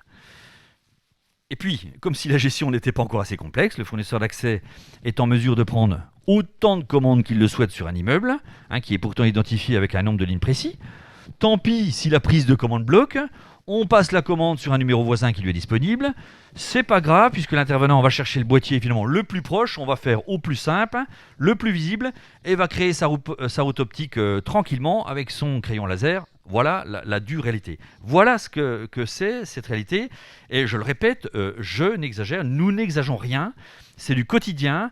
Et encore, c'est presque ça qui m'inquiète le plus. On ne voit pas tout. Une infime partie seulement de ces situations remonte jusqu'à nous. On commence même à connaître des violences. C'est pas plus loin que sur le secteur où je travaille. C'est sur le canton dont je suis l'élu. C'est sur Morteau. Voilà, 3 raccordeurs d'un opérateur présent ont fini à la gendarmerie la semaine dernière, après avoir eu maille à partir avec un riverain excédé, qui avait été coupé 4 fois en 6 mois, 4 fois en 6 mois, et qui surveille désormais son boîtier, mais quasiment, je ne vais pas exagérer, pas fusil au poing, mais enfin, heureusement que le monsieur n'est pas chasseur, peut-être pas, mais on en est quand même à ça. On a des gens qui ont repéré leur armoire de rattachement et qui, de toute façon, est ouverte, car fracturée, qui vont se rebrancher eux-mêmes quand leur ligne est écrasée, parce que certains ont un peu de technicité. On va bientôt tout voir dans ce système-là. On a des maires qui nous disent comment, monsieur le président du syndicat, comment est-ce qu'on peut se mettre à surveiller effectivement nos propres armoires pour que ça ne soit pas la problématique. On travaille d'ailleurs, on y viendra, on travaille des options comme de la vidéosurveillance, mais on ne peut pas mettre de la vidéosurveillance en permanence, puis ça ne changerait pas grand-chose parce que on sait d'ailleurs même pas identifier qui vient y faire quoi. C'est comme ça la réalité. Alors voilà, on en est là. Je le dis haut et fort et j'assume chaque mot de ce que je peux dire. Le système est hors de contrôle. Hors de notre contrôle. C'est déjà gravissime, nous propriétaires. Hors de ton contrôle, cher David. Hors de ton contrôle, notre exploitant. Et franchement, je vois pas bien comment on va y venir, vous allez nous dire des choses. Le fameux contrat, le stock version 2, que vous allez évoquer les uns les autres, va nous permettre de reprendre en main. J'ai peur que ça soit largement insuffisant. Mais on va regarder, on va tenter de faire confiance, mais on sera exigeant jusqu'au bout des doigts sur ça. Hors de notre contrôle, toi exploitant, hors du contrôle des FAI nationaux eux-mêmes, qui le reconnaissent, qui ne semblent pas conscients effectivement du niveau pitoyable, lamentable des raccordeurs, qu'ils nous envoient en sous-traitance de rang 2, 3 ou 4, pour leur compte, mais à nos frais quand même. C'est nous qui payons ce type d'opération. Donc, voilà, les résultats sont éloquents. Nous, on a aussi une réalité physique, matérielle et du coup financière derrière. C'est des audits qui montrent des taux de non-conformité hallucinants. Alors vous allez me dire que vous n'êtes pas d'accord, mais nous on le fait. On va devoir faire, à nos frais d'ailleurs, un audit généralisé sur la totalité du réseau. Mais certains mois, et je vous rappelle quand même, sur un réseau qui avance, on est entre 2000 et 2500 raccordements au mois. Donc forcément, s'il faut faire 120 000 dans les prochains mois et raccorder derrière, voilà, 75% des raccordements audités doivent être repris. C'est pas toujours totalement catastrophique, mais à minima repris. C'est énorme, c'est pas 0,75%, c'est pas 7%, c'est 75%. Quels industriels peuvent se satisfaire de 3 opérations sur 4 à reprendre? Je le dis en face de moi, avec plein d'industriels qui sont en face de moi. Ça serait le cas, M. Bénard, si vous faites ça. Ça serait le cas si les grands opérateurs ou autres, où vous aviez ce taux d'échec en interne. C'est pas possible. C'est pas parce qu'on est une collectivité publique qu'on doit supporter ce type de comportement. Donc c'est 75%. C'est des pannes à répétition sur un réseau qui est neuf, on l'a dit, qui est un réseau qui est neuf. Quand on le livre à un titre d'infrastructure, comme vous n'en avez jamais eu sur le réseau cuivre qui a cette fois-ci 50 ans. C'est des milliers de points de technique, en particulier des boîtiers de raccordement qui sont déjà, on le sait déjà, on a des centaines, ce n'est pas des milliers de points de travail qu'il faudra reprendre de A à Z. Et on a identifié avec le directeur technique, voilà, c'est du temps. Venir remettre un réseau en état, même un PBO, refaire les lovages, refaire les soudures, c'est un jour, 2 jours, peut-être plus, donc c'est incroyable. Tout cela, bien sûr, aura une traduction financière, c'est des millions d'euros, rien que dans le Doubs, j'ose même pas imaginer à l'échelle nationale sur l'ensemble du pays, peut-être des milliards à l'échelle du pays, je n'en sais rien. Si les pouvoirs publics n'ont pas conscience de ça, il va falloir qu'ils le prennent. Voilà, moi, mais une fois encore, j'assume jusqu'au bout. Je sais que ça va faire hurler dans la filière télécom, mais j'ai pas peur de nommer les choses. On l'a dit d'ailleurs, on l'a écrit, hein, on en parle régulièrement au président de l'ARCEP avec Nathalie et d'autres. Nous appelons ça ici un crash, une catastrophe industrielle, sous prétexte de vouloir faire vite, sous prétexte de capter un marché, c'est l'expression à la mode, quoi qu'il en coûte pour le propriétaire du réseau. Et ça, je peux vous dire que et les élus nous soutiennent au syndicat mixte, les élus départementaux, ça on ne laissera pas faire. Les opérateurs télécoms peuvent faire ce qu'ils veulent sur le réseau privé, hein, avec les traductions à l'égard des clients, mais ça les regarde, ou des accords de co-investissement prévalent, hein, mais il n'est pas question, je le redis haut et fort, il n'est pas entendable de laisser des biens publics se faire détériorer ou se faire déprécier. Les collectivités ont construit, c'est pas pour reconstruire dans peu de temps, hein, et surtout au fur et à mesure que des autres vont détruire. Voilà où nous en sommes. Et ce point d'introduction que je voulais lancer, Je vais laisser la parole maintenant à Nathalie. J'espère que peut-être en Ardèche de Drôme numérique, ça va beaucoup mieux que ça. Ça serait rassurant. Auquel cas, on demanderait à vos sous-traitants de là-bas de venir, des sous-traitants de chez nous. Et puis ensuite à David Elfassi qui prendra la parole s'il le souhaite aussi. Voilà, je voulais aussi indiquer, avec les règles sanitaires qui sont pas simples, hein, que ceux qui, sans doute des fournisseurs d'accès nationaux qui sont ici, hein, qui auraient des doutes sur ce que je viens de dire, qui pensent que je suis quelqu'un qui exagère ou qui leur veut du mal, veuillent, s'ils le veulent bien, s'il vous plaît, avant de partir, se rendre dans la salle de mairie, alors par petit groupe de 12 personnes, s'il vous plaît, pour s'immerger ne serait-ce que quelques instants dans la réalité de ce que nous vivons. Il y a un petit compte-rendu de tout ça, et qu'ils voient effectivement les niveaux de dégradation, d'atteinte à un bien public essentiel. Voilà, je pense maintenant, on est sur cet échange numéro 4. Je te cède la parole, Nathalie, en espérant bien sûr être rassurée. Merci, Denis. Je voudrais tout d'abord saluer à mon tour messieurs les députés et sénateurs ici présents. Te remercier, Denis, pour ton invitation. C'est avec plaisir que je viens ici. Merci, Madame le maire, pour votre accueil. Remercier aussi les élus présents, les entreprises, l'entreprise Altitude. On n'a pas la même entreprise, mais vous fonctionnez de la même façon que notre délégataire, puisque nous, c'est Action, hein, c'est Adeteam FTTH exactement. Voilà, donc oui, malheureusement, je vais, on va dire, confirmer ce que tu as avancé. C'est une vraie catastrophe. Alors pourquoi c'est une catastrophe ? Si on refait un peu l'historique, on s'est battu pour avoir cette fibre optique et ça a mis du temps. On a eu du retard dû à des tas de choses, notamment à une accélération nationale, hein, une demande nationale d'accélérer et d'amener la fibre à tout le monde. Et nous, on a vendu notre retard en disant ne vous inquiétez pas, ça va arriver, mais nous, on va vous livrer un réseau de qualité. Et on a vraiment insisté là-dessus et on est fiers parce qu'on a construit un réseau de qualité. Et sauf qu'au final, quand j'ai envie de dire, le raccordeur se présente chez le particulier il retient quoi, lui ? Que la dernière partie du raccordement. C'est-à-dire, j'ai envie de dire, les 2h30 que le raccordeur a passé auprès du particulier. Donc parfois, j'ose le dire quand même, ça se passe bien et heureusement, parce que parfois, il y a quand même des gens compétents. Mais lorsqu'ils sont incompétents, ça peut prendre des tournures assez dramatiques, parce qu'effectivement, on a des cas, alors moi, je peux en citer d'autres. Tu parlais de gendarmes. Donc moi, effectivement, j'ai amené également aussi, la fibre est arrivée sur ma commune il y a à peu près 1 an. Et il y a à peu près 15 jours de ça, le maire m'a téléphoné en catastrophe, puisque j'avais un administré qui était sur son terrain. Et le raccordeur voulait absolument passer chez lui pour raccorder un autre voisin. Et voulait passer au-dessus de sa piscine, alors qu'il ne devait pas le faire. Mais il insistait lourdement, il ne voulait pas partir, il voulait absolument rentrer de force. Donc le maire m'a téléphoné, j'ai appelé le sous-traitant en direct, qui a refusé de partir. Il m'a dit, moi, peu importe qui vous êtes, moi je suis payé pour faire ça, je ne partirai pas tant que ça sera fait. Je veux que les gendarmes viennent. Il a appelé les gendarmes, j'ai eu au téléphone, qui m'ont dit, mais on n'a rien à faire ici. Donc il a fallu qu'à un moment donné, ça a duré un bon moment, hein, je peux vous dire, ça a duré à peu près 3 heures. Résultat des courses, il est parti, on a pu analyser la situation et en effet, il n'était pas passé par le bon chemin, il avait fait comme il avait voulu et résultat des courses, ça a créé une vraie problématique. Une deuxième anecdote qui est quand même importante aussi, c'est un administré qui était d'un certain âge. Bien évidemment, on est venu lui vendre la fibre, il a dit oui. Lorsqu'ils sont venus lui l'installer, ils ont coupé le cuivre, mais ils n'ont jamais pu lui mettre la fibre. Cette personne âgée avait 80 ans, elle était toute seule, sa femme était à l'hôpital. Donc autant vous dire qu'effectivement, la fille n'était pas très contente.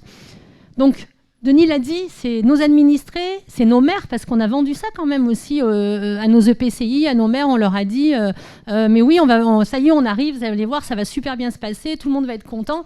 Et il y a des moments où le maire nous dit mais c'est une catastrophe ce réseau, c'est pas possible, tous les jours j'ai des appels à la mairie, ça va pas. Donc là il faut dire stop parce que c'est du profit qu'ils veulent. Aujourd'hui ils veulent gagner de l'argent, donc coûte que coûte. Donc ils y vont et ils veulent en faire un maximum, et ils font pas de la qualité. J'ai envie de dire le vite et bien ça a jamais fonctionné et c'est pas aujourd'hui que ça va fonctionner. Donc effectivement, moi aussi, je suis Denis, et on le répète à la VICA souvent, on défend ça, il faut vraiment qu'aujourd'hui, soit c'est nos délégataires, j'ai envie de dire, qui s'occupent du raccordement final et qui forment les sous-traitants, parce qu'on aura besoin de sous-traitance. Vu le nombre de prises que l'on va amener, on ne pourra pas faire autrement. Soit à un moment donné, ils font un vrai job, j'ai envie de dire. Ils respectent des procédures et ils mettent en place toutes les procédures de contrôle qui nous permettent, nous, effectivement, de pouvoir savoir exactement ce qui s'est passé, s'ils ont bien fait le travail et si derrière, on n'aura pas de soucis. Donc voilà, aujourd'hui, c'est une vraie réalité. Et je voudrais vraiment remercier Denis Leroux pour cette action cette action de com qui est importante pour nous, pour crier arrêtez ce carnage, en fin de compte. Voilà, merci. Merci Nathalie, je vous remercie de l'applaudir, en tout cas ceux qui le souhaitent, parce que ça me fait chaud au cœur pour elle. Ne serait-ce que d'encourager ses équipes aussi, Sylvain à l'instant, de faire en sorte que voilà, nous y arriverons. Je pense qu'on a posé le débat. J'accuse réception du remerciement, mais je le retransmets tout de suite aux équipes parce que c'est elles qui passent sur le terrain un temps incroyable et l'exploitant aussi a travaillé sur ces questions-là.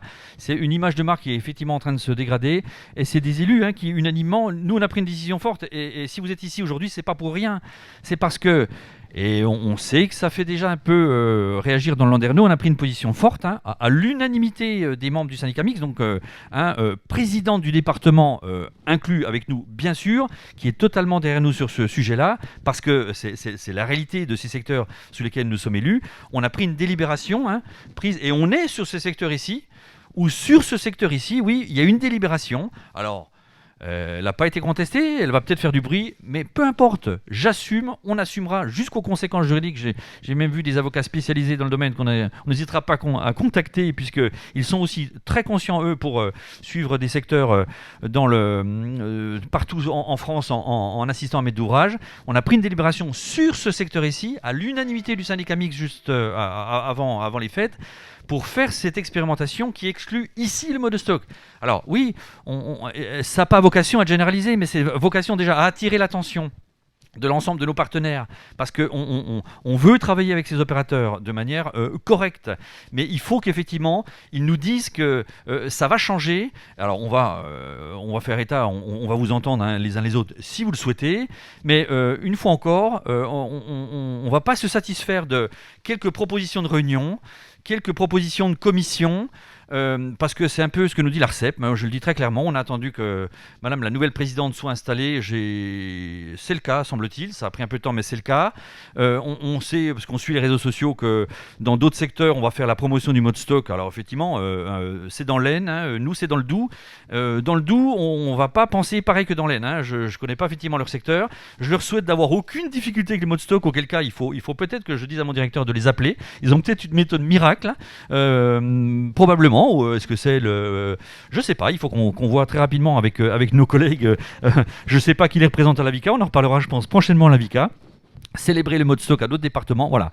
Nous, vous avez compris que ce n'est pas le cas et on demande effectivement au régulateur, à l'ARCEP, de faire son travail. On l'a écrit, on l'a dit via l'AVICA, via l'ADF, via l'ensemble de nos instances. On le dit physiquement avec vous aujourd'hui et on a effectivement besoin de nos élus aussi nationaux qui sont venus en masse aujourd'hui, une bonne partie des élus parlementaires du Doubs. On a besoin d'eux aussi pour faire remonter. On sait qu'Annie Genevard est déjà intervenue sur ce volet-là. La première vice-présidente de l'Assemblée nationale est intervenue à nouveau sur ça. Voilà, on ne lâchera pas, mais on sait qu'on a bien compris, on n'y arrivera pas tout seul, parce que ces problématiques sont compliquées et on est des petits poussets, même petits syndicats mixtes dans le Doubs et plus grands syndicats dans l'Ardèche, mais nos collègues de Seine-et-Marne, on a déjà, mine de rien, on est déjà réunis au moins 4 secteurs, avec la Seine-et-Marne qui s'est fait excuser mais qui nous soutient, avec l'Alsace aussi qui semble-t-il, pourra peut-être nous dire comment ça se passe, peut-être mieux chez eux ou pas.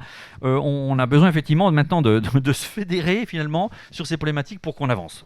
Voilà ce que je voulais effectivement vous dire. Maintenant, c'est un temps d'échange. Qui le souhaite peut prendre la parole. Ça peut être des échanges d'expérience, ça peut être des réponses, ça peut être effectivement, bien sûr, David Elfassi, qui sous notre pression forte. Mais David, on sera, tu le sais, tu nous connais comme très exigeant de manière générale, du président jusqu'au dernier membre du syndicat mixte, de l'ensemble de ses élus, mais on sera encore plus exigeant sur cette question-là parce qu'on ne la lâchera pas, quels que soient les engagements qu'on devra prendre. Et heureusement, on est suivi ici dans le Doubs par, vous êtes supporté par l'intégralité de... C'est toutes les communautés de communes. Il y a un président de comité de communes qui est à côté qui pourra prendre la parole aussi. Toutes les comités de communes représentés au syndicat mixte sont d'accord avec nous. Tous les élus du département sont d'accord avec nous. Donc c'est pas une prise de position personnelle, partielle, localisée dans un petit coin de quelqu'un qui n'est pas content, qui voudrait faire parler de lui. C'est au moment d'ailleurs où un mandat se termine. Moi, je dois effectivement, quels que soient les enjeux à venir, politiques à venir, je dois pouvoir remettre ce syndicat mixte à mon successeur dans... peut-être moi d'ailleurs, mais peut-être d'autres, en tout cas en bon état, parce qu'une fois encore, ce réseau était neuf, il est exploité par un exploitant, on a une DSP qui va commencer derrière, qui va aussi nous intéresser aussi, mais on doit effectivement faire en sorte qu'ici, oui, on est sur, comme l'a dit Stop Nathalie, déstockage pour nous, en tout cas une position forte. Je te cède la parole, David. Merci Denis. Bon, alors déjà, je ne voudrais pas oublier, merci Madame le maire pour votre accueil et bienvenue dans la communauté quand même de ceux qui sont fibrés. Voilà, donc c'est quand même pas si mal. Bon, le constat, le constat est quand même relativement terrible. Alors pour commencer, tu disais tout le monde était d'accord avec toi, mais je pense que je suis d'accord avec toi et que au fond... peut-être pas en tout point, mais même les opérateurs sont d'accord avec toi sur le constat. Maintenant, c'est qu'est-ce qu'on fait. Je voudrais quand même rappeler qu'on est quand même dans le même bateau. Nous, Altitude Infrastructure, on va gérer, maintenant que tous les réseaux d'initiative publique ont été attribués, donc on peut compter, on va gérer environ 4 millions de prises à l'échelle nationale, pour une durée moyenne sur l'ensemble de nos concessions de 25 ans. Et d'ailleurs, à ce titre, je tiens à nouveau à remercier le syndicat de nous avoir fait confiance pour l'affermage à suivre. Et l'ensemble de ces réseaux, parce que tu as parlé beaucoup d'investissements publics tout à l'heure, mais à titre privé, représente des milliards d'investissements. Donc nous, on n'a absolument pas intérêt à tout laisser aller à volo. Ce n'est pas possible. On va être l'exploitant de ces réseaux sur une très très longue durée, donc on est exactement dans le même bateau, et vous l'avez dit tout à l'heure, effectivement, dans délégation de service public, il y a délégation, et donc c'est un service qui nous est délégué, donc on est de toute façon responsable, et c'est un bien de retour que l'on vous doit, et on est tous, que ce soit nous ou d'autres délégataires avec leurs délégants, on a âprement discuté nos contrats, et je sais dans quelles conditions nous devons rendre le réseau, et dans quelles conditions il doit vivre pendant toute la durée de la concession. À titre d'info, en 2021, rien que sur nos réseaux, pour nous, c'est 200 raccordements par heure. Donc on estime que c'est 200 équipes, comme tu le disais, qui ne sont, je vais y revenir, je pense que c'est de mieux en mieux, mais qui ne sont a priori pas sous contrôle, qui interviennent sur nos réseaux. Donc nous, ça nous stresse au plus haut point. Mais il y a un élément qui n'a pas été cité aujourd'hui, et c'est là que je vais quand même essayer de basculer un peu dans le positif. Le stock, on va oublier ce terme, mais notre mode de fonctionnement actuel, c'est nouveau. Par le passé, on travaillait sur un réseau cuivre. Il n'y avait qu'un seul opérateur autorisé à toucher son réseau cuivre, c'était Orange. Quand on venait faire du dégroupage ou quoi que ce soit, c'est les équipes d'Orange qui venaient dégrouper une ligne, c'est les équipes d'Orange qui installaient une nouvelle ligne, etc. Jamais personne n'a eu le droit de toucher le réseau d'Orange. Bon, comme ça, la bonne nouvelle, c'est quand quelque chose ne va pas, on ne peut pas dire c'est la faute des autres, c'est la faute d'Orange. Donc, il n'y a pas de souci. Dans le mode stock, qui est d'ailleurs né dans les zones beaucoup plus denses, dans les zones AMI, dans les zones d'initiative privée, eh bien ce mode stock s'est répliqué naturellement dans les réseaux d'initiative publique. Et là, pour le coup, on part un peu d'une page blanche, mais d'une page blanche pour tous les opérateurs. Vous avez dit tout à l'heure, ils ont envie de faire de l'argent, mais je crois que c'est la volonté de chaque entreprise de faire de l'argent. Mais une chose qui est certaine, c'est qu'il y a surtout beaucoup d'administrés derrière, en zone moins dense, en zone rurale, etc., à l'heure actuelle, qui ont besoin de basculer vers la fibre, parce que notre bon vieux DSL a montré ses limites. Et donc maintenant, je ne parle même pas des conséquences de la période que l'on vit, etc., mais tout le monde a besoin de cette fibre, donc tout le monde pousse. Et donc d'un seul coup, on a des dizaines de milliers, des millions de raccordements qui arrivent. Vous avez parlé un peu de problèmes de personnel pour pouvoir construire les réseaux du fait que la zone AMI a attiré pas mal de monde du fait de l'avancement du calendrier. Eh bien, sur les raccordements, il y a un petit peu le même phénomène. Donc tous les opérateurs aujourd'hui s'organisent par des réseaux de sous-traitance. Alors effectivement, je vais y revenir, il y a des problèmes de sous-traitance à différents rangs, ce qui fait qu'à la fin, on ne maîtrise plus rien. Mais tout ça pour vous dire un petit peu qu'on apprend en marchant, et là, on en est au tout début de l'histoire de la fibre, là où celle du cuivre a démarré il y a des dizaines d'années. Donc nous, très tôt, je me souviens très très bien, dans un comité d'interco à l'ARCEP, il y a plus de 2 ans, on a levé la main en disant attention, il y a un truc qui arrive dans nos réseaux d'initiative publique qui s'appelle le mode stock, on ne gère pas bien, on ne le sent pas bien, il faut qu'on y travaille très tôt. Pendant un premier temps... oui, mais ce que je veux dire, c'est que pendant un premier temps, quelque part, comme il n'y avait pas de grondement qui remontait des zones AMI, là où le mode stock existait déjà, on s'est dit, bon, on va attendre un petit peu, c'est le démarrage, et puis on va voir ce que ça donne. Puis nous, on a commencé à échanger avec les opérateurs clients des réseaux, à commencer par les 4 grands opérateurs, mais également les plus petits.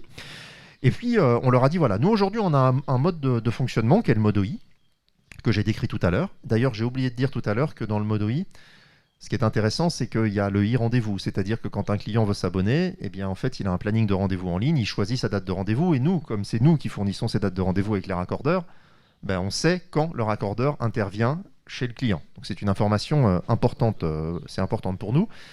Et puis tout à l'heure, tu disais, Jean-Louis, je ne sais plus, mais non, c'était vous, Monsieur Bénard, plutôt. On parlait d'un poteau. Je tiens à préciser que quand nous, on envoie les informations dans le SI pour faire un raccordement main en stock, on sait d'avance si c'est un poteau, si c'est une façade, si c'est un PBO en souterrain, si c'est un PBO en immeuble. Les informations, on les a à l'avance. Donc en toute logique, si le sous-traitant a bien eu tout son petit paquet pour aller raccorder, il devrait avoir tout ça. Donc on a des manques d'infos, des opérateurs commerciaux. Effectivement, aujourd'hui, quand un raccordement ne va pas au bout, nous, aujourd'hui, on est dans le noir, mais on travaille avec eux pour l'être de moins en moins. Et puis, il y a ces fameux comptes rendus d'intervention. Mais derrière tout ce qu'on a dit de négatif jusqu'alors, je tiens quand même à dire qu'après ces différentes alertes, évidemment aussi impulsées par les collectivités locales, il y a eu une prise de conscience généralisée qui a démarré il y a plus de 18 mois. Alors pour ma part, vous savez aussi que je suis vice-président d'Infranum et je préside la commission des opérateurs d'opérateurs. Et donc, avec Éric Jamaron, donc d'Axione, comme quoi on se retrouve, on a animé un groupe de travail avec les différents opérateurs, en discussion avec l'État également, en discussion avec l'ARCEP, et bien pour se dire, voilà, le constat du modèle actuel ne marche pas, donc qu'est-ce qu'on fait pour que ça aille mieux demain ? Donc on a mis en œuvre ce fameux contrat stock version 2. Donc Denis, je t'accorde que pour l'instant, vu qu'il démarre, il n'a rien prouvé. Et donc je sais que tu es comme Saint-Thomas, donc tant que tu n'auras pas vu les résultats effectifs, ça te posera souci.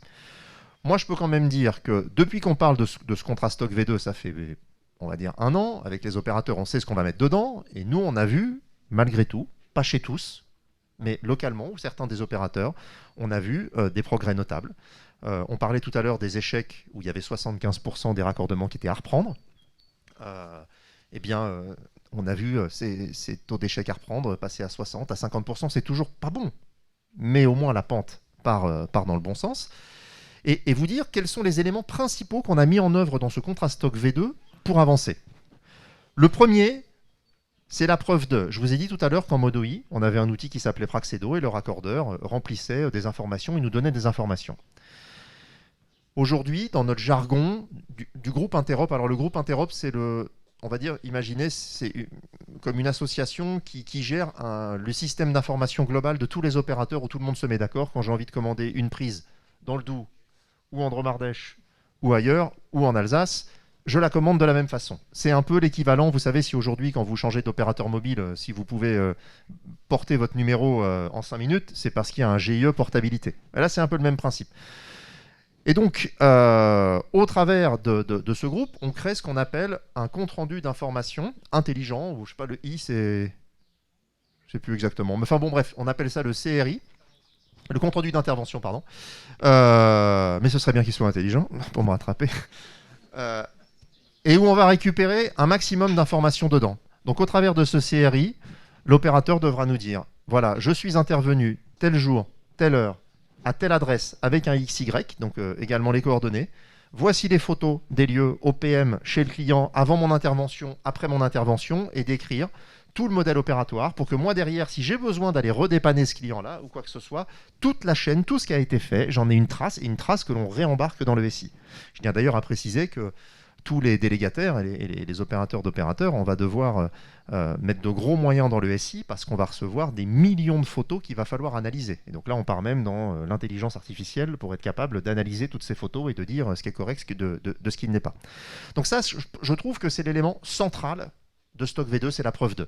C'est-à-dire que les opérateurs acceptent de dire, on y reviendra, mais est-ce qu'on a bien géré notre chaîne de sous-traitance? Est-ce qu'on est bien responsable? Est-ce qu'on connaît tout le monde quand ils interviennent, quoi qu'est-ce? Mais en attendant, les opérateurs jouent le jeu et disent, je suis prêt à donner la preuve 2.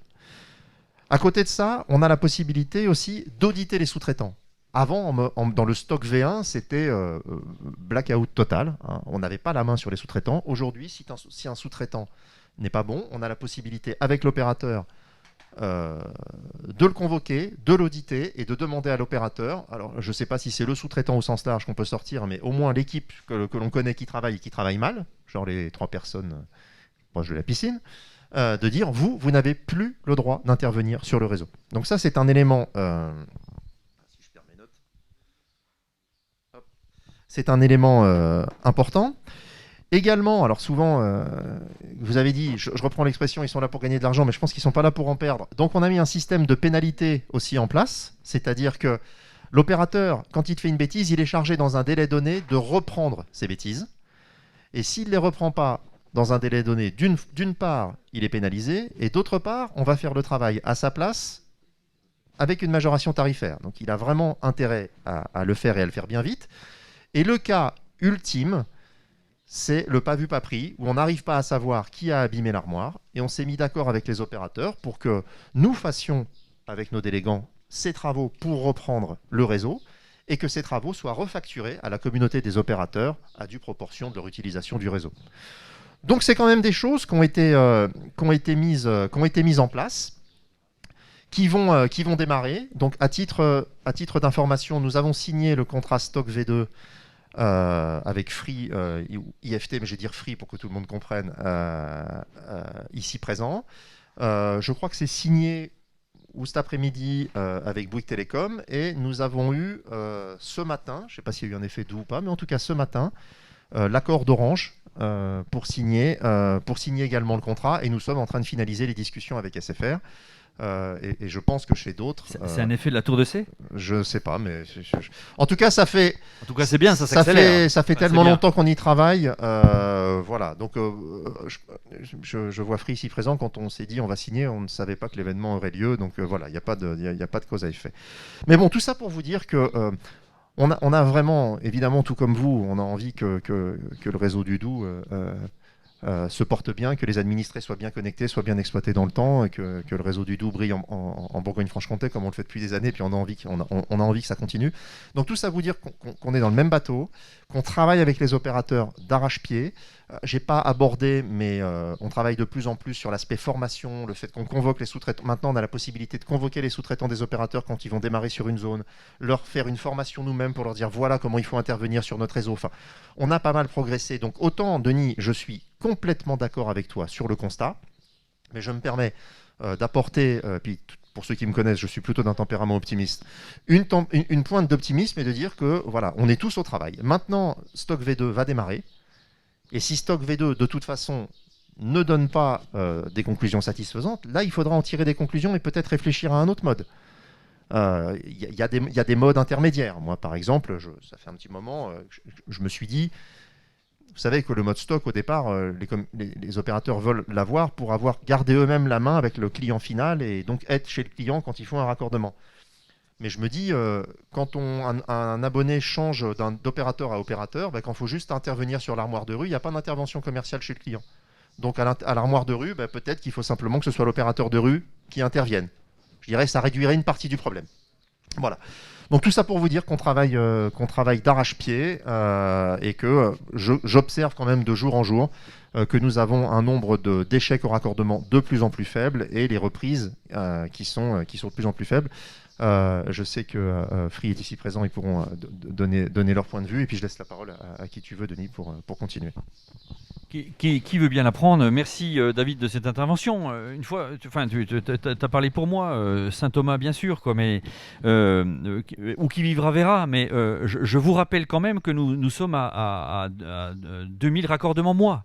Donc s'il faut effectivement attendre les 6 mois, 9 mois où la commission qui va examiner comment la nouvelle version 2 a tenté de résoudre ces difficultés, on sera à une fin d'année 2021, voire début 2022. Voilà. Oui, elle entre en vigueur, d'accord, mais entre entrer en vigueur et puis porter des résultats, voilà.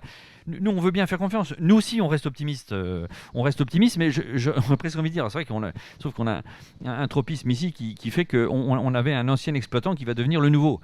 Hein, si effectivement, le nouvel exploitant qui va me reprendre, qui va me recéter effectivement ce réseau 2021 me dit, du fait de cette version 2, tout va bien se passer, et vous, syndicat mixte, je ne vous poserai pas la moindre difficulté, j'aurais presque la tentation de dire banco.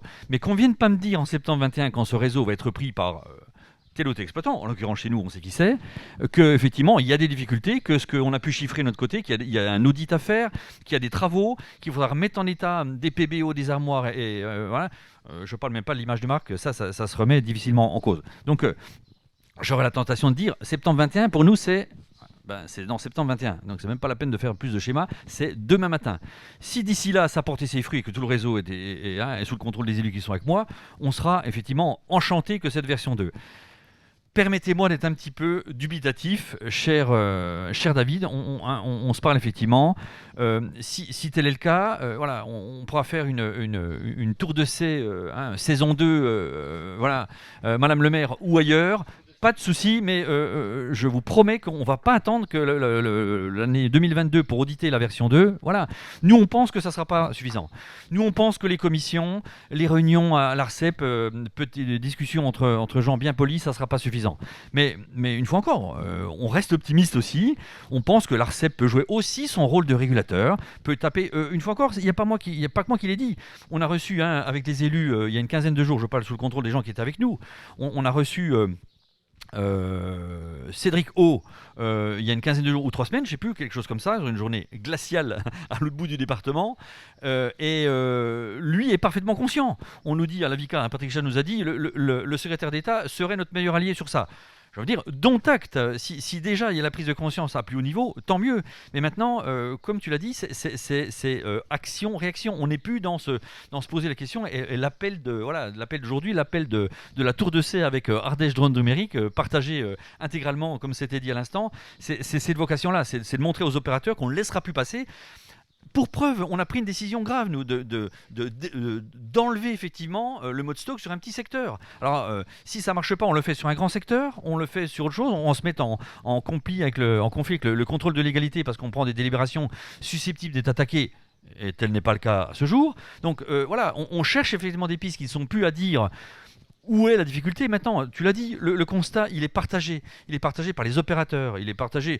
J'aimerais effectivement même savoir, à la limite, comment il est partagé sur la zone AMI. C'est pas notre secteur d'achat en ligne. Quoique, je suis au niveau du département chargé de l'aménagement numérique. Donc pas que de la zone RIP, mais de la zone aussi... privée, et notamment de Besançon, de Montbéliard, de la ville de Pontarlier. Oui, aussi, la présidente du département et moi-même chargé de l'aménagement numérique, on est, au titre du SDAN d'ailleurs, du schéma d'aménagement numérique, on est chargé aussi du suivi des zones AMI. C'est sûr, c'est pas chez nous, mais c'est pas pour autant que c'est des gens qui sont pas des doubiens et qui vivent en zone urbaine. Donc on a bonne chance pour avoir des éléments, on les a pas sur notre secteur, donc c'est pas pour les avoir en zone AMI.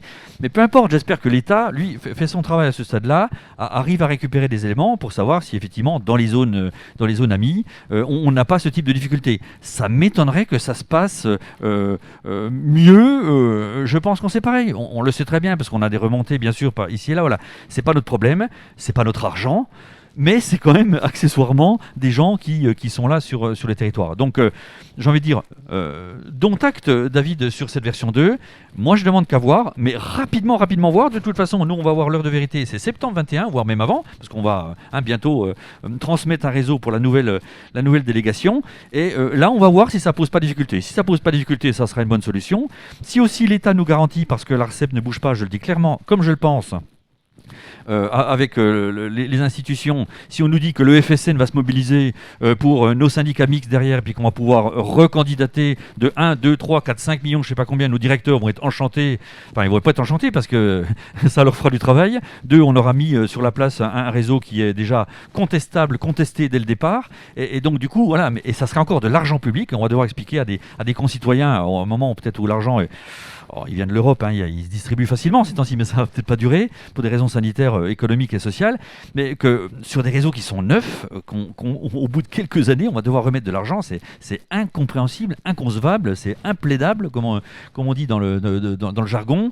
Et je vois pas comment, quand on va devoir passer devant nos populations sur des moments bientôt, c'est en juin pour nous, les élus départementaux et régionaux, pouvoir effectivement leur permettre de sanctionner un travail qu'on a fait, un investissement fort du matin au soir. On sait le travail que c'est, une vraie volonté effectivement d'y arriver complètement, et au profit de ces populations qui attendent que ça. Quand à la VICA avec Nathalie, on parle de la bascule de la fibre, du cuivre sur la fibre, que le PDG de Stéphane Richard d'Orange nous parle d'une bascule entre 2023 et 2030, oui, ça nous interpelle parce que derrière, ça veut dire qu'il nous appartiendra, notamment dans les RIP, même les opérateurs dans les zones amies, de préparer cette bascule-là. Et bon, certains sont en avance, d'accord, mais il ne faudrait pas que cette avance qu'on a pu prendre dans certains secteurs se transforme en un retard parce que derrière, il faudra remettre en réseau. Voilà. Ça veut dire que finalement, il faut être pas trop en avance parce que du coup il faudrait laisser cette version 2 se résoudre toutes les difficultés et puis finalement attendre que tout se passe bien. Voilà, nous c'est pas le parti qu'on a pris, et encore moins en Ardèche Drôme numérique, hein, c'est d'avancer vite, fort, bien, propre, mais que derrière, voilà, on n'est pas du saccage. Donc derrière, voilà, nous on est, imaginez, on est, voilà, vous êtes sur un département, alors il y a quelques zones en France, hein, où on a audité il y a très peu de temps, on a célébré ça, et vous étiez là, Altitude aussi. On a célébré la première communauté de communes totalement fibrée. Il n'y en a pas 50 000 en France. Il y en a quelques-unes quand même. On n'est peut-être pas la première, mais peu importe. Il y en a peut-être une chez vous sur l'Ardèche. Voilà. Donc bon, ça viendra en tout cas. Ça viendra. Mais en tout cas, voilà, on en est là. Donc sur ces secteurs qui sont en avance, où des communautés de communes entières sont totalement fibrées, il faut qu'on puisse apporter à la population, rassurer les élus, rassurer un président de communauté de communes, de lui dire que, aux questions qu'il pourrait me poser, est-ce que les 10 € par habitant qu'on lui réclame maintenant, ça ne va pas se transmettre à 10 € par habitant parce qu'il faudra mettre en état un réseau. Ça, moi, je ne le laisserai pas faire et on engagera effectivement les moyens avant. Voilà mon coup de gueule. Et je vois effectivement le directeur qui s'inquiète du temps qui passe. C'est pas ce qu'on est timé, bien sûr, voilà. Mais en tout cas, voilà, vos interventions, si vous le souhaitez, quelques-unes encore. Passez un micro, s'il vous plaît, qu'on puisse avancer sur quelques prises de position.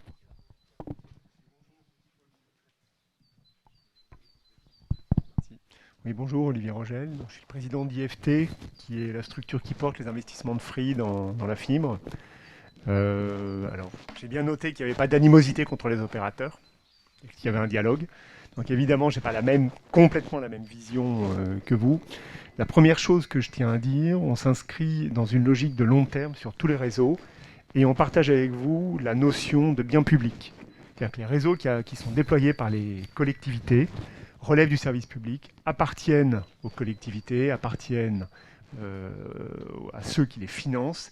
Et il n'y a pas de remise en cause et on a une vision de long terme de vouloir accéder à ces réseaux dans les meilleures conditions possibles. Et vous avez parlé de la préoccupation du terrain, on a la même. Aujourd'hui, on est venus nombreux, finalement, en tant qu'opérateur. Je suis avec 3 personnes de Free en charge de la relation commerciale, de la relation réseau sur les NRO et de la relation également sur la partie production des raccordements abonnés.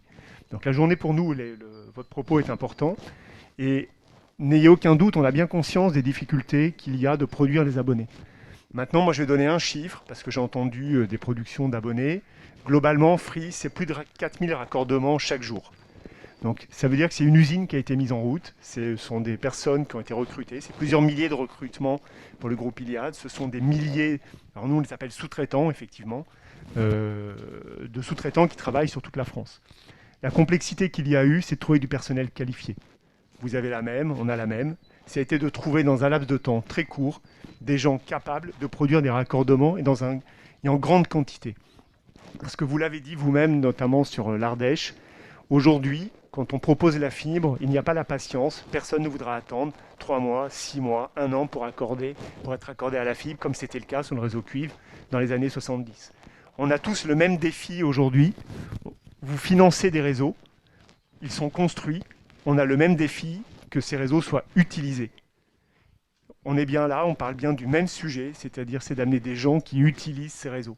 Alors oui, ce sont les abonnés, effectivement on est une société commerciale, on est là pour vivre, on n'a pas la même vision, la même mission d'aménagement du territoire, c'est bien votre rôle et on le suit, on s'y inscrit pleinement d'ailleurs quand on cofinance les réseaux, c'est-à-dire on vient et on s'engage et Free est présent partout, et je pense que vous pourrez le confirmer, y compris, alors la Tour de C on devrait être présent. Maintenant, si c'est que du mode OI, on aura une difficulté, c'est qu'on ne participera pas à cette expérimentation.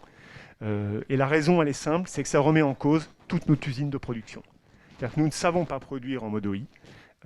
Ça remettra en cause nos recrutements, ça remettra en cause les prestataires qui travaillent avec nous. Et ici, nous avons des prestataires locaux. Nous avons mis du temps pour les trouver, on vous le concède. C'est un vrai travail de trouver des gens qualifiés. Et c'est notamment d'ailleurs une réflexion que l'on a et je pense qu'il doit être poussé et on la soutiendra. Il peut y avoir une notion d'habilitation des prestataires et pour que ce soit bien indépendant des opérateurs, cette habilitation elle pourrait être définie par une association type Infranum. Je ne pense pas que ce soit complètement le rôle de la VICA, mais en tout cas l'Infranum pourrait le faire. Et je pense même que ce serait un gage de confiance parce que travailler avec des prestataires habilités, ça veut dire que ce sont des prestataires qui sont connus localement, qui remplissent un certain niveau de connaissances, de compétences, qui savent travailler. Il y a des certifications en électricité. Pourquoi est-ce qu'il n'y aurait pas des certifications sur la fibre ? De toute façon, on en aura besoin sur le long terme pour le SAV. Donc typiquement, c'est quelque chose, il n'y a pas besoin de commission, on vous rejoint, c'est quelque chose qui peut être travaillé vite, qui peut avancer et qui peut s'imposer aux opérateurs. Vous parliez également de comment travailler. On sait que il a fallu mettre en place les usines. Dans toutes les usines, vous avez des contrôleurs. Et c'est la difficulté de contrôler quelqu'un qui fait un raccordement dans un département comme le Doubs, c'est que même nous ne savons pas forcément sur la route où est notre technicien. C'est-à-dire qu'entre la Tour de C, entre la commune d'à côté où il va faire des raccordements, Free, nous avons des abonnés éparpillés et nous ne concentrons pas tous nos raccordements sur une commune ou autre. Il faut les trouver, il faut les contrôler. Et nous avons mis en place, et on appelle à la généralisation, des contrôles contradictoires. Parce que les contrôles, quand ils sont unilatéraux, c'est toujours compliqué de savoir qui a fait quoi. Et c'est une démarche que l'on a avec des départements voisins. Et on vous invite à contacter, que ce soit à proximité, Losange ou Rosas, ou à d'autres endroits de la France où Free est présent, à contacter. Et on sait que vous parlez de toute façon. Et vous pouvez échanger sur les contrôles contradictoires, les avantages que ça a, parce que nous ne regardons pas les mêmes choses.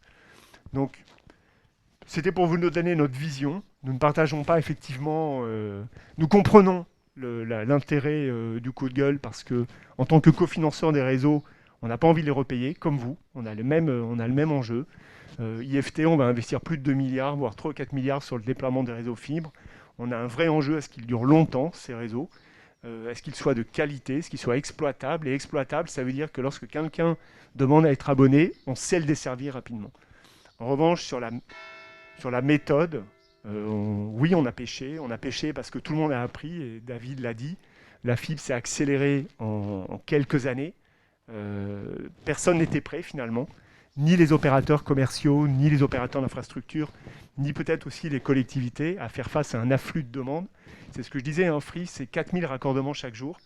On complète, on s'améliore. Maintenant, on ne partage pas la vision il faut renverser la table pour pouvoir produire mieux. Parce que la question que vous allez avoir, c'est si vous deviez basculer en mode OI, qui allez-vous faire travailler ?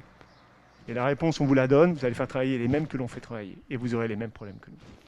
Donc voilà, c'était sans animosité, mais complètement dans l'esprit de dialogue de la journée. Merci. Merci de votre intervention. Je ne partage pas tout, du tout, mais Moi, je pense qu'on était prêts. Je pense qu'on était prêts. Si beaucoup nous ont dit qu'on ne serait ni prêt, ni compétent, ni capable de faire des réseaux, que c'était pas notre corps de métier, que c'était réservé à des spécialistes. Oui, ça on l'a entendu. Mais c'est plus le cas maintenant. Quand on fait état de réseaux qui sont construits, qui sont importants sur voilà, on est le modeste 15e département le plus en avance. C'est-à-dire qu'il y en a déjà un paquet devant nous où des territoires sont presque totalement fibrés. Donc voilà, je pense que les collectivités non seulement étaient prêtes, ont su créer des syndicats, ont su monter des équipes avec des directeurs compétents, ont su faire marcher des entreprises localement. Oui, vous n'étiez pas prêts. Vous n'étiez pas prêts, vous les grands opérateurs. Mais une fois encore, j'entends, je prends les bonnes nouvelles que vous nous donnez à l'instant, la compréhension déjà, l'écoute, votre présence déjà est déjà pour nous essentielle, d'avoir fait déplacer des hautes personnalités qui sont en charge de gérer ces réseaux. Ça nous, effectivement, ça nous rassure de savoir qu'on est au moins entendu, probablement compris. Après, on n'a peut-être pas les mêmes méthodes. Vous croyez à des choses plus contractuelles. Nous, on verra avec Nathalie. Moi, je ne vais pas parler pour elle. Moi, je reste dubitatif, mais une fois encore, on verra. On verra assez rapidement si ça porte ses fruits. Nous, on continuera à travailler à l'AVICA. On travaillera à travailler avec les partenaires de l'AVICA, dont Infranu, mais plein d'autres, avec la mission, avec les gens dont c'est la responsabilité de... Oui, pas que recenser ici et ailleurs, c'est pas qu'un simple coup de gueule. Les coups de gueule, on les a fait déjà 10 fois quand on demande effectivement. Je crois qu'on a validé que nos élus, on avait un dossier comme ça qu'on a envoyé à l'ARCEP, des petits extraits que vous allez voir dans la salle effectivement de mairie. Donc nous, c'est un problème qu'on rencontre quand même depuis 18 mois, on peut dire, entre 2 ans, 18 mois et 2 ans. Donc on n'en est plus au coup de gueule, on en est maintenant à une volonté d'exiger des choses. Et on a écrit au ministre. S'il faut taper plus haut, on écrira plus haut s'il le faut. On veut que les parlementaires se mobilisent. Le Sénat, il y a une mission dessus. Il y a un rapport du Sénat qui a été, il y a des propositions de l'Assemblée qui a été, enfin des députés. C'est ça, il me semble. Voilà, c'est ça. Il y a déjà des députés qui sont saisis de la question. Voilà, on pense qu'à notre petit niveau, au moins, on donne un témoignage. On est content qu'il soit ici partagé par au moins 4 autres départements. C'est la preuve qu'on n'est pas tout seul à se perdre. Et voilà ce qu'on voulait vous dire aujourd'hui. Mais j'entends, on regardera derrière si effectivement il y a de la réalité, mais on ne lâchera pas. Tu veux dire un petit mot ? Je te cède la parole. Oui, simplement, oui, dire que je suis tout à fait de ton avis. Mon inquiétude également aussi, c'est que c'est la lourdeur administrative de toutes ces audits, de toutes ces choses à faire. Maintenant, j'ai envie d'y croire. De toute façon, on n'a pas bien le choix, il va falloir que ça fonctionne.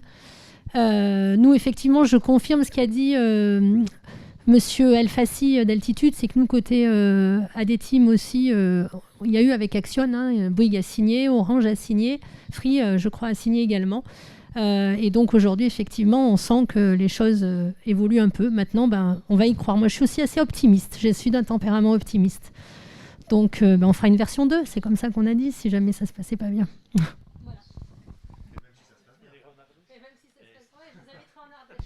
Voilà, merci. Ça sera l'occasion d'aller en Ardèche, en tout cas, effectivement. Et en Drôme, les deux. Parce qu'elle est dromoise, d'accord. Bon, la situation sanitaire est bonne chez toi ? Bon, alors pas tout de suite. Écoutez, voilà, merci. S'il y a d'autres interventions, allons-y. Oui. Allô ? Oui. Très vite. Bonjour, Alors, je voulais juste vous dire qu'on était là aussi, Société Bouygues Télécom, Monsieur Ferré-Pierre. Très bien, oui. J'ai laissé la parole à qui je suis en charge, je suis responsable des relations extérieures au niveau national et mon collègue Benjamin Pitino qui s'occupe de la relation avec les OI. Donc je voulais dire que je m'inscrivais totalement dans ce que venait de dire le monsieur de chez Free et qu'on respecte tout à fait les financements publics. Et donc effectivement qu'on a aussi une vision qui est autre, mais qu'on veut, on a le même but que vous, c'est-à-dire qu'on veut que nos clients soient satisfaits et donc que vos administrés soient satisfaits et leur fournir un réseau de qualité. Donc c'est pour ça qu'on partage votre constat, même si on n'a pas tout à fait les mêmes chiffres. Et donc, on a mis en place, comme le disait M. Elfassi, le CRI photo avec les comptes rendus, des audits et une nouvelle ingénierie, d'ailleurs impulsée par Bouygues Télécom, l'ingénierie en M, pour faciliter le travail des techniciens, pour que ça aille plus vite et que ça soit rapide et simple. Je ne sais pas si tu veux rajouter quelque chose, Benjamin ? Oui, si vous voulez. Pour ajouter simplement qu'on travaille avec les opérateurs, parce que le constat que vous avez fait, on le partage dans les grandes lignes. Et je pense que toute la communauté des opérateurs le partage. Et donc c'est pour ça qu'on travaille depuis plusieurs mois à mettre en place des mesures pour corriger ce point-là. Donc mon collègue l'a dit, le CRI photo, pour nous, Bouygues Telecom, il va arriver au cours du T2. Et d'ailleurs, il est inclus dans les nouveaux contrats stock. Donc ça va permettre de fournir à l'OI les comptes rendus photos, comme vous l'avez montré tout à l'heure dans la démonstration. Il faut savoir que Bouygues Telecom, par exemple, a déjà un CRI photo interne Bouygues Telecom. Aujourd'hui, là, on ne le partage pas puisque les flux interop, aujourd'hui, n'ont pas encore été développés chez les opérateurs. Mais c'est quelque chose, une intervention, c'est quelque chose comme une vingtaine de photos pour Bouygues Telecom sur chacun des points d'intervention. Donc on partage ça totalement et ça nous permet, nous, de contrôler déjà nos sous-traitants. Après, sur la notion de sous-traitance, je voudrais juste rappeler que on est sous-traitant de l'opérateur d'infrastructure. Donc déjà, même dans le contrat stock actuel, l'opérateur a tout le loisir de pouvoir nous contrôler. Il y a des pénalités qui sont mises en place. Il y a ce que vous expliquiez, M. Elfassi, tout à l'heure. Vous avez la possibilité de nous notifier des malfaçons. D'ailleurs, sur le doux, on l'a regardé précisément, on est à 4,5% de malfaçons. Oui, j'ai votre courrier sous les yeux, on va vous répondre. Oui, bon, oui, mais voilà, l'idée c'est pas de répondre dans le détail. N'allez pas trop dans le détail parce que je vais vous répondre en live. Non, voilà, pas tout de suite. On aura le temps de se voir avec plaisir. Mais voilà, donc il y a un certain nombre de malfaçons qu'il faut corriger, ça c'est sûr. Il y a des techniciens, vous avez parlé de la sous-traitance, aujourd'hui on a une chaîne de sous-traitance qui est longue. Chez Bouygues Telecom, avant même les contrats stock, on a décidé de renforcer nos contrats de sous-traitance. Dans ces contrats de sous-traitance, par exemple, on veut limiter à un niveau de rang 2 maximum. Donc notre partenaire, qui nous permettra d'intervenir partout en France avec différents partenaires, et derrière, il pourra solliciter... C'est déjà un premier geste. C'est déjà, effectivement. Ensuite, il y a autre chose qui nous paraît important, et c'est pourquoi Bouygues Telecom ne souhaite pas partir sur un mode OI. La première chose, c'est que nous souhaitons garder la relation commerciale avec le client, puisque c'est important d'un point de vue expérience client, parce qu'en effet, on a le contact avec lui, on a la prise de rendez-vous, on peut vérifier les services, puisque si on fait un mode OI, comme c'était le cas ce matin, l'opérateur d'immeuble aujourd'hui d'infrastructure n'a pas la possibilité de vérifier que le service est là. Donc même s'il est raccordé jusqu'à la PTO, comme c'est le cas ce matin, vous ne pouvez pas vérifier que le client a son service. Donc ça nécessiterait une deuxième intervention. Voilà, aujourd'hui c'est pas le cas et ça voudrait dire avoir accès à nos équipements, ce qui n'est pas aujourd'hui prévu dans les normes interop. Donc ça c'est déjà un paramètre. Ensuite, il y a donc juste étant donné que l'opérateur d'infrastructure n'a pas accès à ça, nous depuis plusieurs mois, alors la première fois qu'on l'a présenté à l'ARCEP c'était en septembre 2019.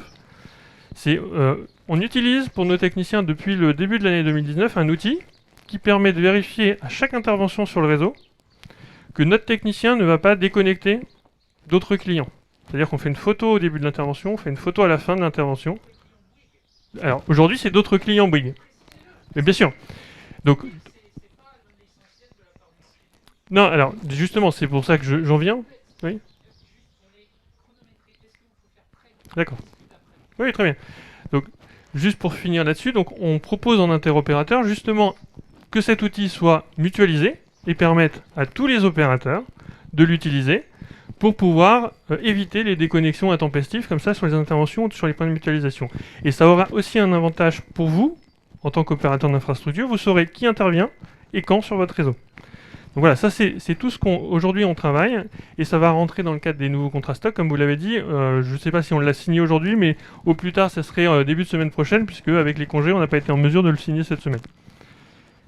Parfait, c'est ce que je disais, c'est l'effet de la tour de C. Écoutez, une fois encore, dont acte, moi on verra effectivement l'efficacité de tout ça. Moi je peux dire simplement, on reste pour l'instant, à défaut d'être plus rassuré, on reste sur notre idée initiale. Hein. J'entends ton optimisme, Nathalie. Moi je le suis aussi naturellement, mais sur ce coup-là je le suis beaucoup moins. Alors déjà, je vous remercie d'être venu, d'avoir pris la parole, de dire effectivement, parce que c'est aussi ça l'intérêt d'un contradictoire, mais d'un contradictoire qu'on partage. Hein, c'est pas des discussions de bureau, des discussions feutrées entre nous, c'est des discussions qu'on peut partager parce que oui, et ça sera mes derniers mots avant de vous remercier tous, c'est parce que avoir autant de coupures sur un réseau neuf, c'est normal. Pour nous, non. Avoir autant de crispations d'habitants, d'élus, alors que des efforts considérables ont été faits par les services, des entreprises, des élus, est-ce normal? Pour nous, non. Autant de plaintes d'habitants menées en bateau par des services effectivement clients de FAI, autant de défauts sur des prétendus défauts de construction par des collectivités, est-ce normal? Non. Autant d'enchevêtrement de responsabilités sur la partie maintenance, gestion de réparation, est-ce que c'est normal? Pour nous, non.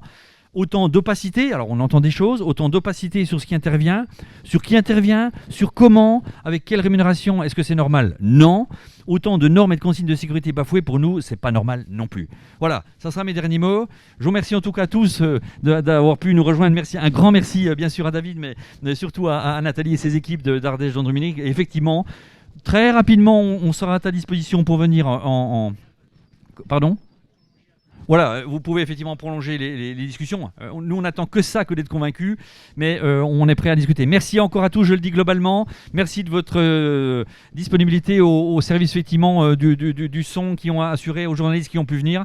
Merci de votre présence sur ce moment qui restera un moment marquant pour nos 2 territoires en tout cas, voire les 4 territoires, puisque les 4 autres territoires se sont associés. Merci à tous, très bonne journée et très bon retour à tous. Merci.